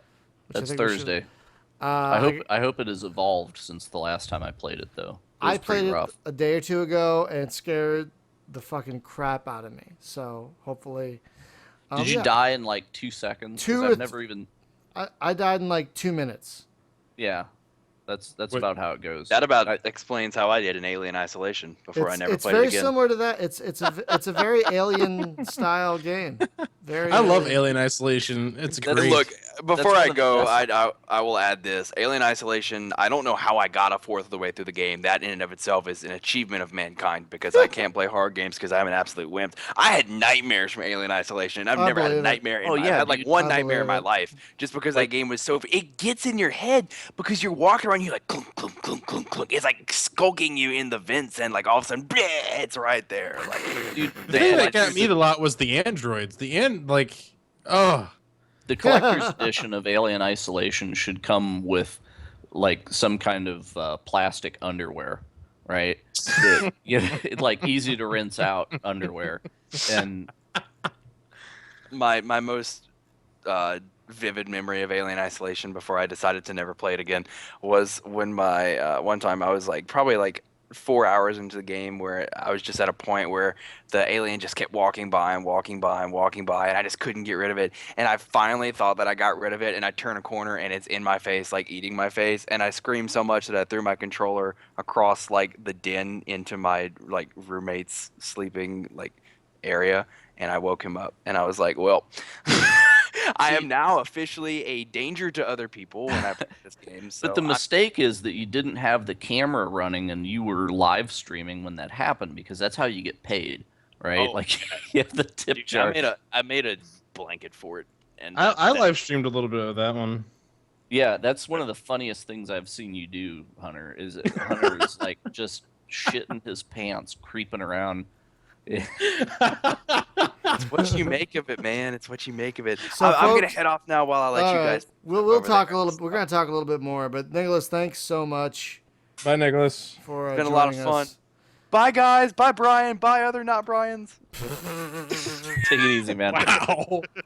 That's how I'm referring to both of you guys from now on. I'm Brian. I'm your co-host Brian, and this is your other co-host, not Brian, and your other co-host, the really not Brian. It'll be like that thing on what was it, Newhart? This is my brother Daryl. This is my other brother Daryl. Sounds right. Thank you guys. It's been a lot of fun. Good night. Bye. Hi Keegan. You missed a lot, Keegan, in the chat. You missed a lot. I'm just saying. You missed everything. No, we're talking about the Steam sale. I didn't buy any space games. I bought a lot of RTS games, like old RTS games like Cuban Missile Crisis and Desert Law and all these old like 1C I didn't know RTS Cuban games. Missile Crisis was actually an RTS game. Yeah, there's two of them. There's Cuban Missile Crisis and Cuban Missile Crisis Ice Crusade. I'm not even kidding. So I got they were like 99 cents each. So I got a fucking bunch of them. And I got Cold War, and I got Ultimate Space Commando. I can't wait to try that. World of Conflict. Apparently that's excellent. World in Conflict? Yeah. Oh yeah, I love good. that. That's good. Yes. I love that game. I got all the Guild games because they were on a bundle for like $3. I picked those up as well. I got both Metro Redux games because they were super fucking That cheap. was crazy how cheap those were. It was like I know. $10. I already had Metro. I'd never played. I might have had Last Light, but I'm like, these are like the premier versions. It's like $10 for both of them. Fuck. I love the Steam sale. Like days later, I go back and look through my own activity, and then I'm like, oh shit, I forgot I bought that. Yeah. I'm doing that right now, actually. I know. I'm trying to set games aside in like a list. Yeah. So I'm like, I need to play this because I just got it. So I bought Far Cry 3 because I saw Hunter's got it, and it's got multiplayer. I got Far Cry 3 multiplayer was not good. You should have asked me about that. Far Cry 3 single player isn't good either. No, I like it single player. Single player is all right, especially the Blood Dragon like stuff that you can play too. But you know what's sorry. I was just gonna say the multiplayer wasn't that great. I was Okay, gonna say, so let me just say one thing. yep, do it. It's kind of funny how I got Death Trap, which is apparently a fleshed out game of the tower defense mode in the Van Helsing games. And I also got Van Helsing 2. And then I read that if you finish Van Helsing 1, you could take your character over to Van Helsing 2. Yes. So this has actually gotten me to go back and work on Finish finishing Van Helsing 1. Yes. I'll so it's co-op kind of it with you. It's kind of funny how a Steam sale now got me to play a Steam sale game I bought in late 2013. Yeah. It's like a web of sale. I picked up Wolfenstein: The Old Blood. Mm-hmm. And that's a good time. It's as good as the original. It's just a little shorter. I picked up Command & Conquer 3. Oh, good stuff. Good stuff. Yep. Yeah. I'll play. Well, no, wait. I don't have 3. I have. I have all the Command & Conquers. I own all of that shit. Or no, Red Alert 3 is the one I don't have, but I have Command & Conquer 3. The Tiberium whatever and Kane's Wrath. Yeah. I love those games. I like that there's aliens in it. Oh, Yay. Yes. Alex. No, Alex got X Rebirth. Oh my God, dude, get a refund. It's better now. No, it isn't. No, it isn't. Okay, it's a slightly less runny pile of shit than the runny pile of shit it was when it first came out of the horse's ass. That's what it is. If you have time, try playing it for an hour. Don't go over 2. If you don't like it, then refund it. No, don't even waste your time. Don't even waste. He might like it. Then he's an idiot. He can't be our friend anymore. That's it. Okay. Wow. So I picked up. Go ahead.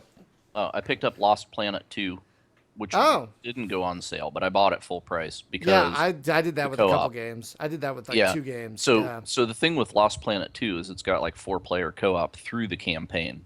Oh. So is that local or online? It's online. Oh. And it's uses the Despicable Games for Windows Live, but I got it working, so not so bad. What? Yeah. Oh. But it's okay. I got it working. So yeah. Let's see. I got. I was this close to buying Stonehearth, but I didn't do it because it didn't go on sale enough. But I'm waiting. Oh, that's good. I actually kickstarted that one. I've been playing the alphas here and there. That's gonna be fantastic. Oh, cool.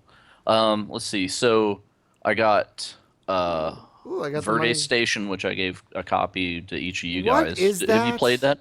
It's a did you see the movie Moon, where dude's alone on the space station? Oh, I love that fucking movie. Yeah, that's kind of what this is like. You're alone on the space station. You're like the caretaker, and you have to go around and do things. So it's sort of a puzzle, but it also walking adventure thing.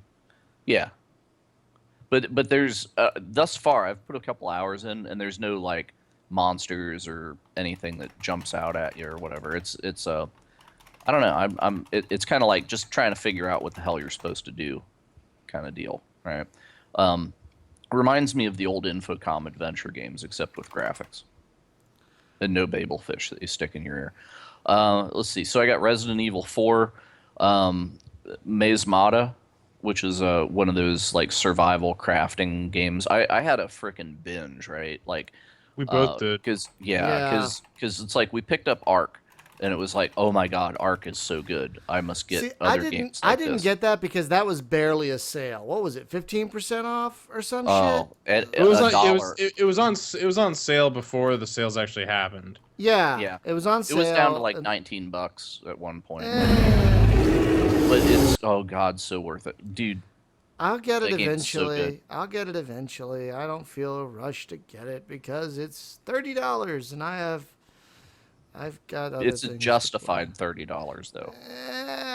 It has, dude. Okay, so you start out as a naked caveman on the beach. Sure. When you finish the game, you're wearing frickin' powered armor, shooting laser cannons and fighting giant boss spider monsters. All while riding on the backs of Tyrannosaurus Rex. So. That's correct. And you could set up private servers, so it's just the 3 of us, right? Yes. Okay, good. Because I have a non-existent asshole tolerance. Well, the server that we've been playing on has been pretty. Yeah, those guys are super nice. It's Panda Army from Reddit. Holy shit! Yeah, 45,000 people are playing that game. It was one of the most sold games during the Steam sales. And it wasn't even on sale. When we started playing it, Jim and I were looking for a server to find, and almost every server was maxed out. Like we couldn't. Like it took us a while to find one to play. It's 70 players max on a server, and you look down the list, and it's like 70 of 70 for like 2 pages, and it's like, my God! And then we found these other guys. They don't have an official server, and then there's only like 10 people that are on there. But it's great because these guys are super helpful and nice, and you log in. Because it's a PvP game, right? It's one of those.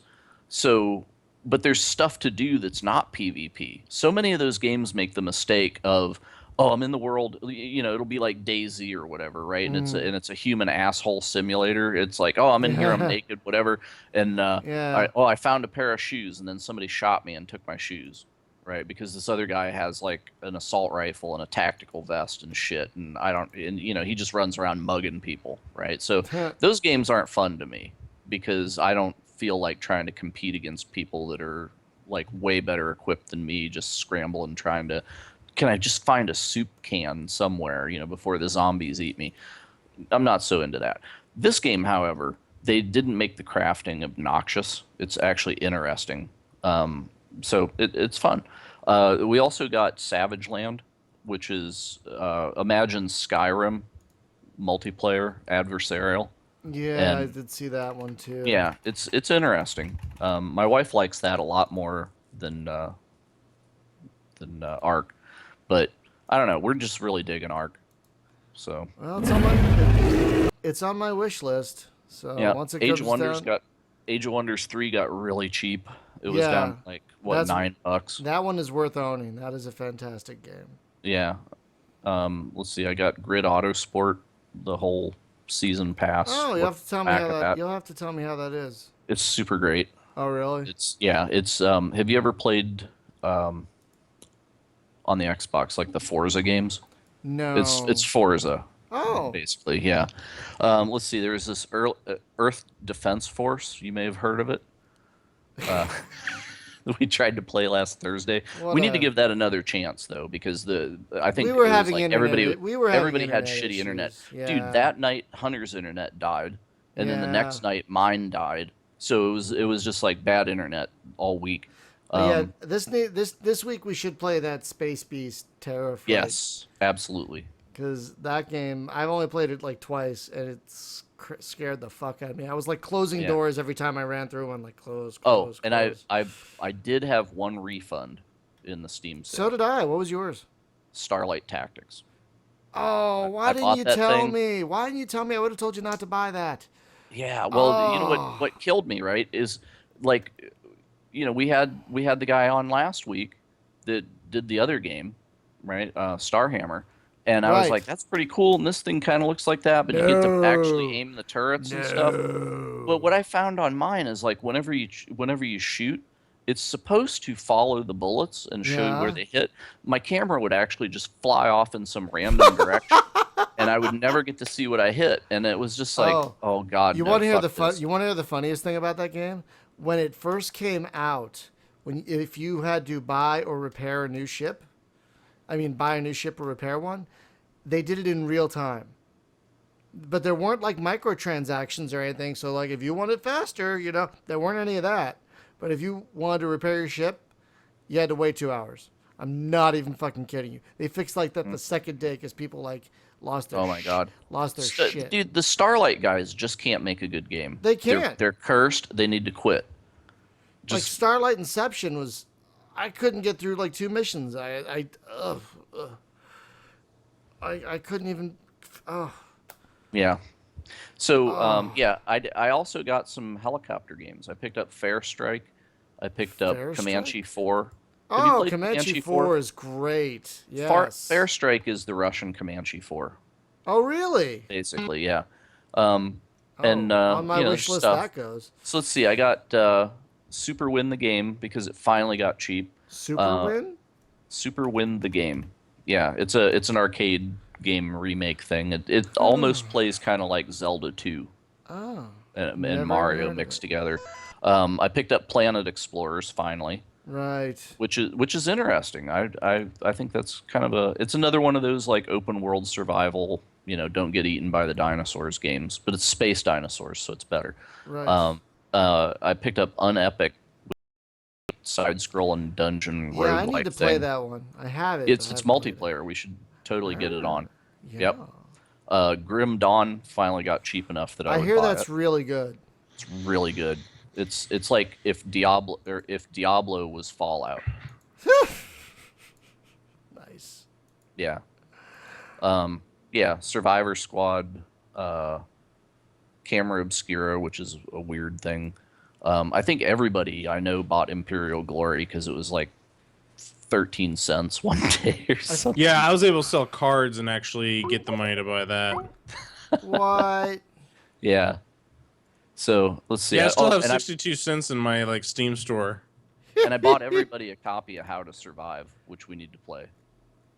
I already had that one. Well, I got it for Hunter and for Joan and some okay. other people because it got down to like $1, and it was for like the fully loaded all DLC version for like $1.50. Oh. So it's just like everybody I like got a copy of that. Oh, I didn't buy Imperial Glory because I already have it on GOG. That's why I didn't buy it. I ended up picking up the Repopulation and Sirius Online. Oh, you did get Repopulation? Yeah, I went ahead and got it. Interesting. What's Repopulation?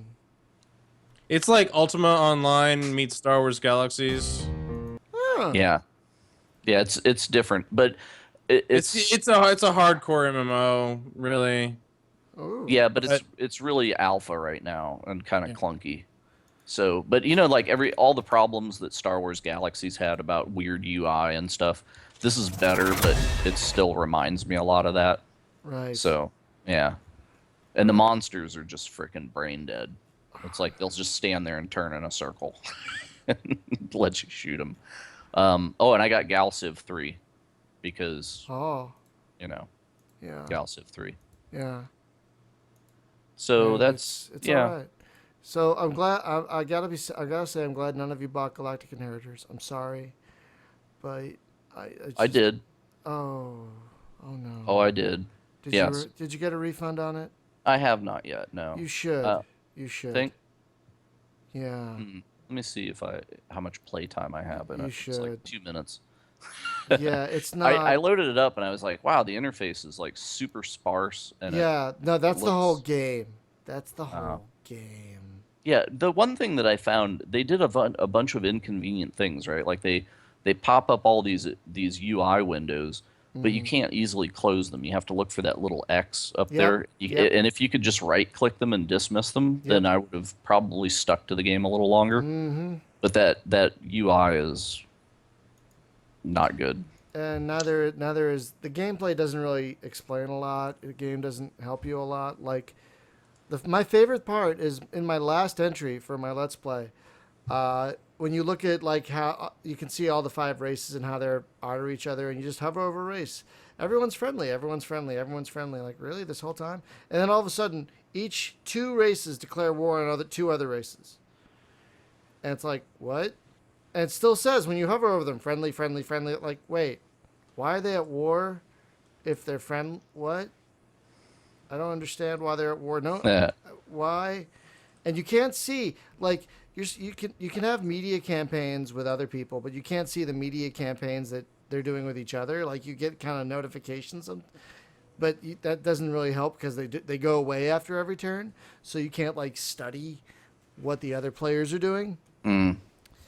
And so when I ran out of space to explore and expand, it's like, okay, maybe I'll have options to peacefully take over. Nope. I mean, you could tell they want you to do war when you look at the last tier of the research tree, and 6 out of 7 options are for improved starships, military ships. Yeah. It's like, Oh yeah, I did pay $17.99 for this thing. Yeah, if it's been within 2 weeks. Refund today is the 14th day. In fact, so I'm gonna do put it that like in right now. Yep. Now. I hate being negative about a space game. I try and be positive, but that one is such a shame. Just such a fucking shame. Really, I was very depressed. Like, why can't someone make a good 4X? People keep making these fucking mediocre or bad 4X games. Like, there's like so few good ones. Yep. Just stop. All right. Stop trying to make. The refund request is in. So, see that's a nice thing with Steam, because you can't, as a developer, afford to release a piece of stink, and then because people can try it and just be like, oh God, no, and eject. So so this will be. I'm not abusing the thing, but it is my third. I'm sure there are going to be some people that abuse it. Yeah, but the interesting thing was that Valve came right out and said, we do not consider it abuse if within 14 days the game goes on sale, so you get a refund and then rebuy it. Yeah. I thought that was very interesting. I do like that. I do like that. Oh, it's just completely unexpected. I would have never thought that they'd allow that. But yeah, okay. That was really nice and very out of the blue. And it takes a few days. It takes some time for the money to get back into your account. I had them just drop it in my Steam wallet. Yeah, it took 4 days for me to get the money back in there. Which was a bummer because I did the one refund on the last day of the Steam sale, and it was like, I don't get to. That's pretty much what I did. That's pretty much what I did. I played Convoy for 20 minutes. I'm like, I'm hating my life right now. You didn't like Convoy? It was I kept no, I didn't. It's FTL with trucks. I'm not a huge fan of FTL either, and nothing against FTL. It just gives me a huge anxiety attack, and so Convoy was kind of similar. But I just kept losing way too fast. I don't know if that's me or what. So I'm like, this isn't fun. The other thing that's really whack this week that just it blows my mind is Evolve. Okay, because there was a lot of people that. Oh, this shit! Yeah, I know what you're getting at. Oh my God! What happened? Okay, how some games come out and then they have DLC and then they'll have a season pass, right? And you buy the season pass, and you get all the DLC that's going to come out the rest of the year, right? Sure. Okay, yeah. So now they said, okay, well, that's it for that season pass. Now we're going to start a second season pass. The game's only been out, 2 months? Oh, I see that. Something like that. I see that on Steam right there. Yeah, and it's like, oh, yeah, another $25, whatever. For what? More skins for hunters, and there might be, one new monster and maybe one more playable character or something. But it's just I don't know. See, that is a game very much like that Wings of Icarus that we were playing last night, which we had a freaking blast. Oh, Guns of Icarus! Oh my God, that was awesome. Yeah. Really? Yeah, so fun. Do you own it? Because you totally need to jump in. Let me check. I think I do. You'd actually like it. There was 5 of us. There was 3 of us on one airship and then 2 of us on the other. I do own it. And we pretty much went and wrecked face. Yes, we did. Despite not having a full team of friends. No, I do have it. I do. Oh, cool. One of these game nights we'll do it. Okay. Yeah, totally. Because it's a damn good time. But the thing is, you got to be on TeamSpeak because, I guess there is in-game voice comms in there, but but use TeamSpeak or something else. Yeah. But it's like when you try to play it alone and you get on a ship full of knuckleheads, it's the most frustrating game. But when you're working with people that you can talk to and aren't asshats, then the game is hella fun because you can really tear some stuff up. And it was I was actually steering the boat, and then Dan was running around and repairing shit and firing whichever guns. But I would tell him ahead of time. He's down in the below, you're right, banging a wrench on the engine trying to keep us in the air, and I'm like, okay, they're coming up on the port side, right? So he'd run over to the port Gatling gun just in time, and then rip them up as we broadsided them, and it was great. In fact, we were playing, they had a full crew, and we were playing just me and Dan, and we were just killing the shit out of them. So and then Hunter and his crowd. Who was flying your boat? It was me. Oh, okay. Well, that's why you were winning then. Oh. Your superior captainness. And the other 2 guys were good at doing what they were doing. It was just because I'd already played the game before, so I had a lot of captain skills. So I just was like, I'll fly this shit, you guys. And we were, pulling Kirk maneuvers, thinking in 2-dimensional terms, It was because there's a lot of clouds, right? So you drop down in the clouds, and then let them sail over you and rotate 180 and just come up behind them and just rip the ass right off their ship. It's awesome. Yeah. Pretty funny. So, yeah, it was a damn good time. I do have it, and it is installed, so maybe we'll play that. Hunter, when are you moving? I leave the 24th of next month, so not too long from now. How's the packing going? It's going all right. We got things set up. We've procured housing in Charlotte, so that's good. Oh, good. Still looking for job, work, stuff like that. But yeah, we're doing good. Awesome. All right, we probably should wrap it up there. We've been talking for over 2 hours, or almost 2 hours. So, folks, I hope you enjoyed this kind of two-parter podcast. First part talking about Close Order, which looks like a really fun game based on this alpha we've been playing. And then we talked about, like, the Steam sale and stuff. So, Thursday, we're going to be playing Space Beast Terror Fright. Is that what it's called? Oh, yes. And then starting next week, we're going to try doing maybe for at least a month or so while I have Wednesday nights free. We're going to do some streaming Elite Dangerous, which means you guys have to join Arissa's team or else we're not playing. Because I'm not leaving. I love my powers so far, and so I'm not leaving. So yeah, I found the game for you, Brian. What's that? I just put it in the chat. It's called Space Corn. I just saw that. It's not even a space game. It's like a text adventure thing. I don't even know. Yeah, I know, but it's a unicorn text adventure, and it's a black background with bright pink text. Boy, that's going to be tolerable for minutes. Going back to Elite for a second. I did my first interdiction tonight. Oh, nice. I went to a rival power, and I interdicted one of his transports and blew that shit up. And it was it another human or it was a no? This is in the private group. But the thing is, to undermine a power in one of their control systems, you fly to their system and interdict their transports and destroy them. So that's nice. They lose crew and they lose materials and stuff like that. So yeah, it's great. And I got interdicted like twice by other AI players of them going, we don't want your kind here and shit like that. It's I love it when they interdict me because that means I'm going to get to kill somebody. It's great. I'm actually loving power play. I cut the throttle and just pop out the guns. It's like, it's time to rock. I'm actually loving power play. I'm not even kidding because now that I kind of get that it's like kind of an adventure pointer here. Like, okay, you can either help these systems by fighting against corrupt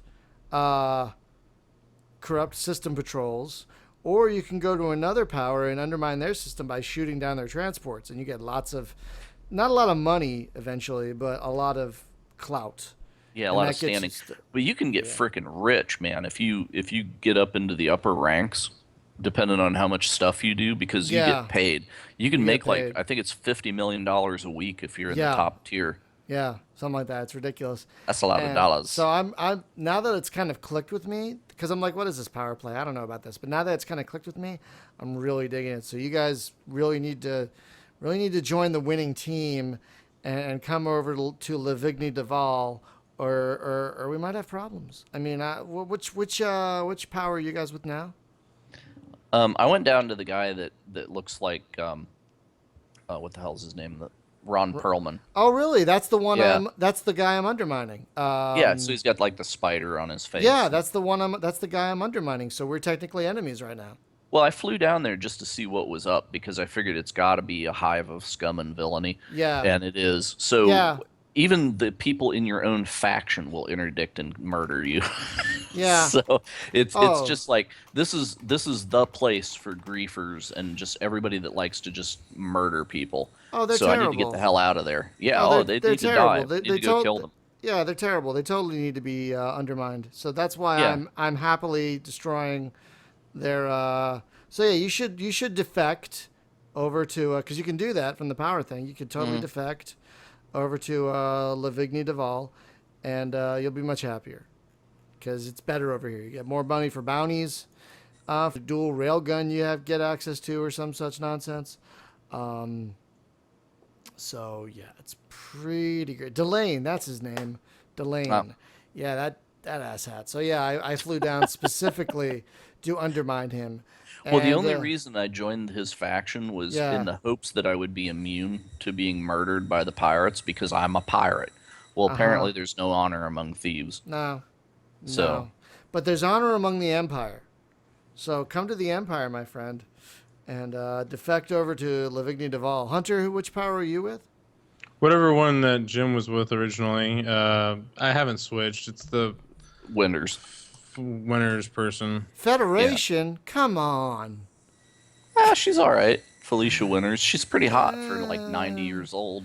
I guess, but she looks like Annie Lennox from the frickin' Eurythmics, which really turns me on. I can't blame you on that one. I would walk on broken glass for Annie Lennox. Oh, I see what you did there. Oh, sorry. Anyway, guys, thanks for listening and watching. We will see you next week, likely talking about the currently kickstarting game, Defect, I believe it's called. You can find me on Twitter at Space Game Junkie. Guys, what are you on Twitter? Just throw that out there. Go ahead. I'm Shitlord69. No, you're not. No. Unusual Pickle. Okay. And I'm Hunter Hacks. Hunter H4X. H4X. All right. Thank you for... and thank you, Elliot. Yes, I did have a lot of gumption attitude. I was making up words as I played Elite the other day. Yeah. By the way, if you want to... Well, we have the Facebook group, right? Right. We have a Space Game Junkie Facebook group, and it is just on fire, people. So head over there. Just look up Space Game Junkie. There's a page and a group. I encourage you to join both. Yes, and if you join the Space Game Junkie Facebook group, then you can friend me up in there, and I will disseminate the information about the Elite thing, because I'm not working tomorrow. You have some sort of function, so you can't be there. And then I don't know what Hunter's doing, but I will be in Elite tomorrow. I see. That's cute. But 8 p.m. Eastern tomorrow, I will be in the Elite for probably 4 hours.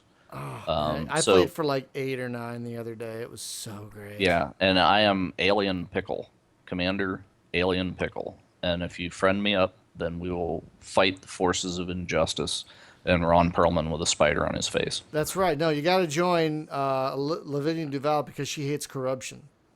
She hates corruption. She wants everything out in the open. So, seriously, best faction. She's number 1 right now. That's because who's the other girl? Arissa or something? No, it's Arissa Lavinia Duval, and then she's like kind of illegitimate daughter. Yeah, but she looks like Lin Minmay from Robotech, which is kind of hot. Really hot. And then there's the blue hair. Then there's the blue hair Duval. I forget her name. They're like a bunch of 1%ers. But yeah, and so I'm working with the Lavigny Duval, but there's another Duval girl. She's got blue hair, so everyone calls her Blue Hair Duval. I think we just lost Hunter. That's a good cue to head out. All right. But have a good night, everyone. Thanks for listening, and we'll talk to you soon. Bye-bye. All right.